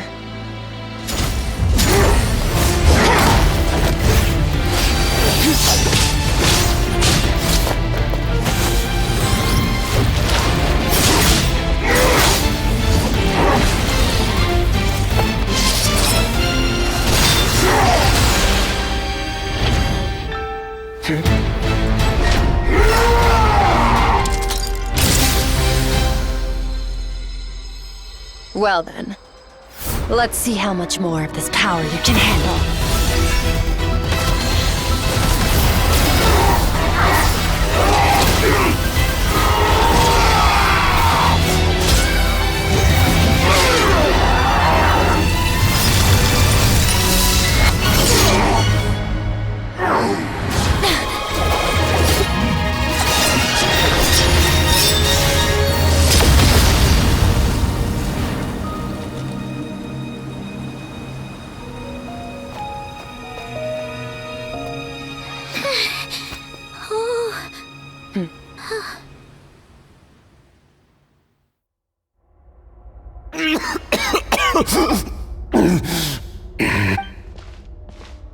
Well, have you come to your senses? You saw that my body was at its limit. So, you deliberately channeled your power into me, knowing that it would destroy my shell from within. Such power, such keen battle instincts. So you must be... Skirk, Surtalogi's disciple. How long has it been? How long has he been away from Tevat? Hundreds of years. Hundreds?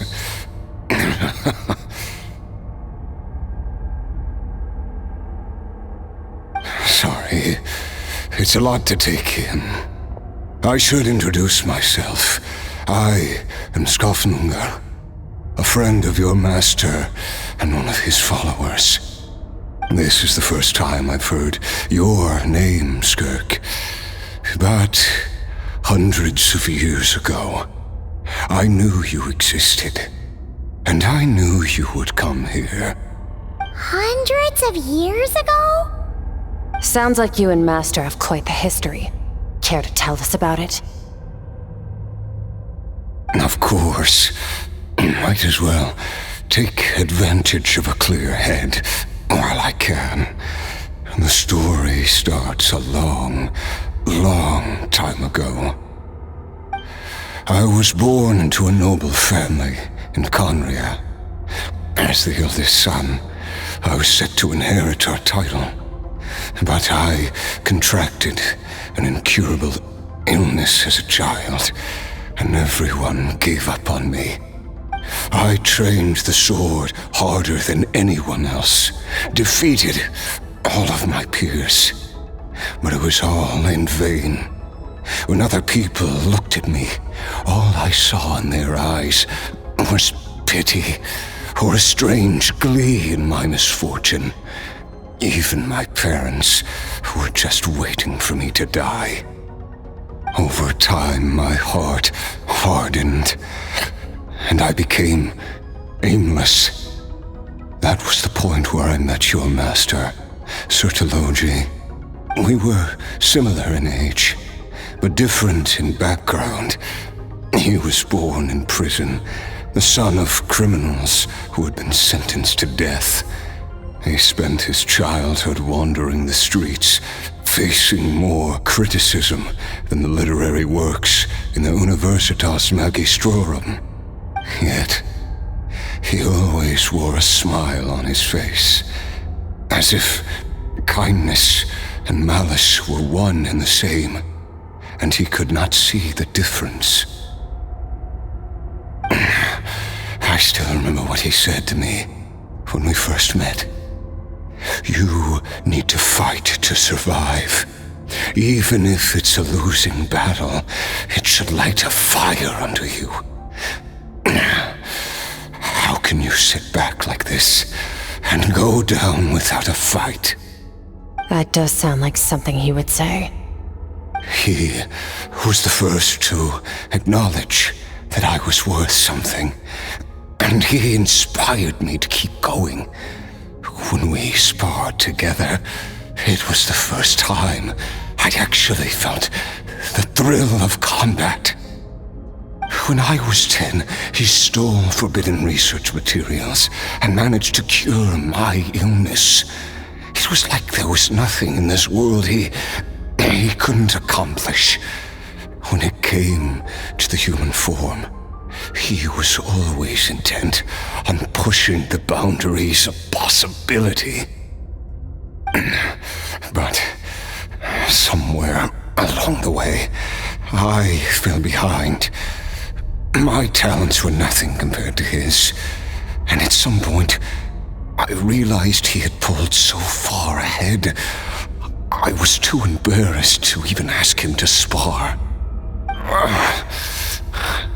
After his grand endeavor was successful, he sought me out and said to me, "This planet no longer holds anything of interest to me, so I'm leaving. But first, I have an offer. I can use a power I have just refined to break the curse of immortality for you. Your death was once what we worked so hard to prevent, but the immortality you now face is a different kind of pain altogether." I'll pass. Immortality doesn't sound so bad to me. Since I can't die, it means I have an infinite amount of time to get stronger. Maybe. Are you sure? I cannot say when I will return. Your body, or rather, your soul, might not be able to withstand this curse. All I can do is try. After all, a wise man once told me, people need to fight for their own survival. Wise indeed. Nevertheless, if you grow weary of the pain of immortality and wish to experience a good sparring match before you wither away, seek out my disciple. Disciple? Never thought I'd hear that word coming from you. Nor I, but Betwixt said I was destined to find a disciple out there in the universe and bring her to Tibet. You know as well as I, Betwixt prophecies are never wrong. Well, now I'm curious about who this disciple of yours will be. All Betwixt said was that one day, the stars shall bow in her honor. Sounds pretty impressive. Of course. Only the most outstanding people would have the right to become my disciple. Still self-assured as ever, I see. But you're not wrong. I'll be leaving then. Oh, and if you were serious about getting stronger, I left you a little gift in the primordial sea. As I've said before, walk whatever path you want. Freedom means even the wicked get to make their own choices.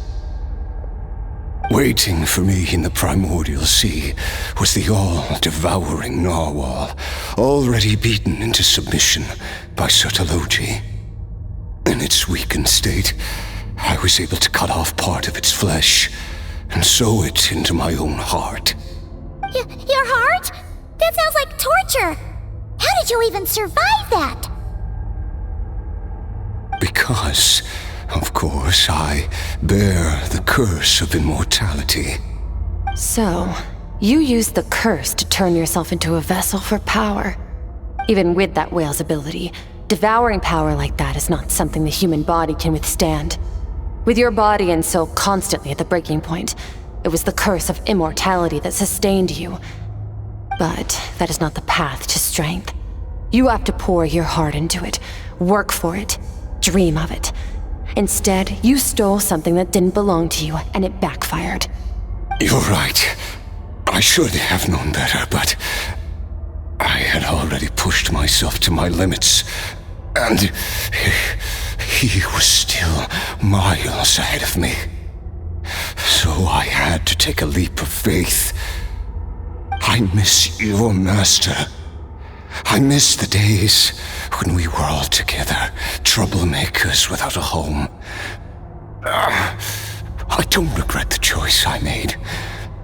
But if you'll allow it, I do want to apologize. To both of you. After the beating we just gave you, I think we can call it even. You're an interesting one as well. Surtalogi's disciple. That's a lot to live up to. It can't have been an easy experience. I know what he's like. He rules with an iron fist, using despair and fear to force you to catch up to him, all the while standing ever out of reach. We're like mountain climbers in the dark, never knowing how much higher we have to climb, or when we will see the sun again. True. But I made up my mind long ago. No matter how dark it gets, I will not give in to despair. I will overcome it. Besides, after hearing your story, I suspect what Master really wants is not a battle that demands his full strength, but rather a defeat without regrets. Oh? Since you're his friend, you must have some things in common. The first time we came here, when you stabbed me through the fog and stole my power, I felt no emotion coming from that spike. But when you had to devote all your strength fighting me just now, I could feel joy and passion emanating from your blade. It was the joy of a researcher discovering the truth of the world, the joy of an artist uncovering a temple of wonders. Interesting. I'm certain I didn't express those emotions outright, yet you were able to read them from my blade, like a glimpse into my inner world. You're right. That battle brought me an unbridled sense of joy, and my defeat brings me no regret whatsoever. Exactly. I think Master also craves a battle like that. One where his opponent forces him to use all his strength, unlock the extent of his potential, and transcend his own limits. A battle to end all battles. After which, all can come to an end, including, perhaps, his life. For that very reason, good and evil are meaningless to him. He has one purpose, one goal: to complete himself. It's one of the secrets to his strength. Perhaps you're right. Perhaps that is his goal. What a battle that would be. Oh, to witness such a...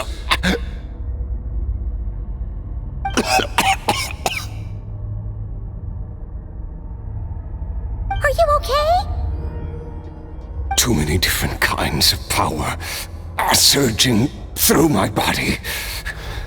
The curse of immortality allows it all to coexist, but it does not remove the pain. I won't be able to hold on to my sanity for much longer. What a shame. I would have loved to witness that battle. Surtalogi once offered to free me from this curse. Now, I must ask that of you, Skirk. Can you release me from the pain? I can, but not through death, if that's what you were hoping for. It's not a suitable punishment for your crime. As an alternative, I can take your consciousness, along with all the power you've consumed, and smash it to pieces. The impurities will dissipate, and under the curse of immortality, your mind and body will regenerate. When that process is complete, you will be back to who you were before, no longer tortured by powers you can't control. But it will be a time-consuming and painful process. The decision is yours to make. I accept. And who knows? Perhaps I'll wake up in time to witness your great battle with Surtalogi. I have faith that you'll be able to stand against him one day. Though I know it'll be a long and arduous road. If we are climbers in the dark, it appears the dawn has finally broken for me. but your ascent continues. At least, it looks like you are not alone on your journey. I will reach the top of this mountain, no matter what it takes. And you, Skofnunger, will be my witness at the end of all things. That's finally over. Let's get out of here. Huh. At least we don't have to make a mad dash for the exit like last time.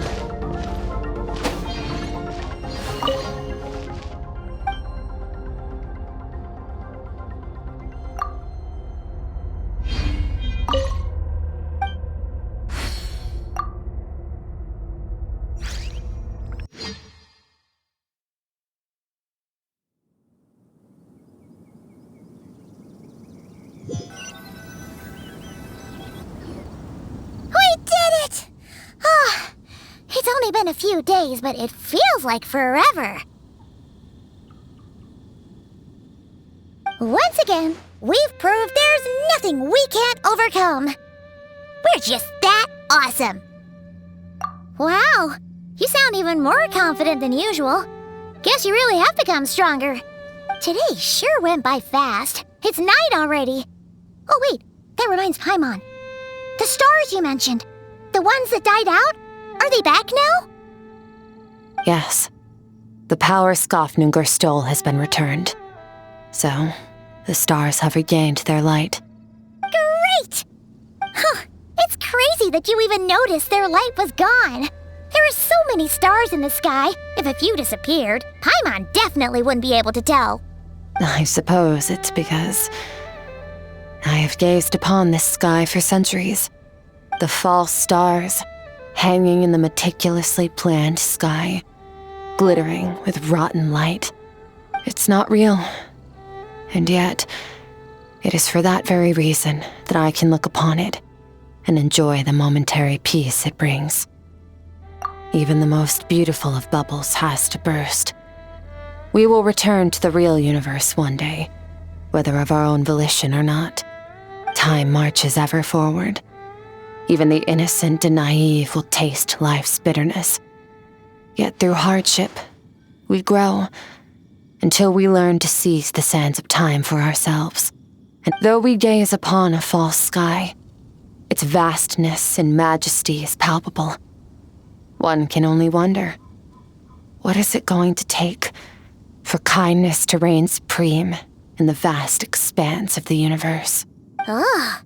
This is all going over Paimon's head. But if she knows one thing, it's that the Traveler always finds a way. Ever since we met, he has filled Paimon's days with happiness. No matter how tough things get, he always finds a way to make it better. If it's too big a job for one person, then we'll do it with two. And if two's still not enough, then three. We've met so many amazing friends and accomplished so many amazing things. As long as we don't give up, we can make any wish come true. I suppose when it comes to you, anything is possible. Well, I should be going. Now that my power is no longer isolated from my emotions, I need more practice to get used to it. I suppose fate will decide. Maybe we'll bump into each other on the street. Or maybe we'll reunite on a different planet entirely. Regardless, reunions and partings are but passing moments. More than anything, I hope that at the end of this journey, wherever it takes us, we stand in a world reborn. One without war, pain, or forced partings. One where new life can bloom, even where there was once nothing but scorched earth. For this, we must all work to become stronger. Goodbye, Traveler. Remember your training. Make sure to put it to use. Bye!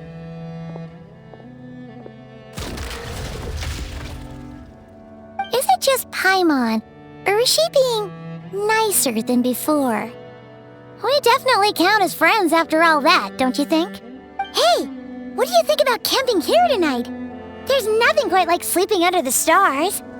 Come tomorrow, we can continue our journey. Oh, and since Paimon treated you to that super nice meal at Wanmin Restaurant, it's about time you returned the favor.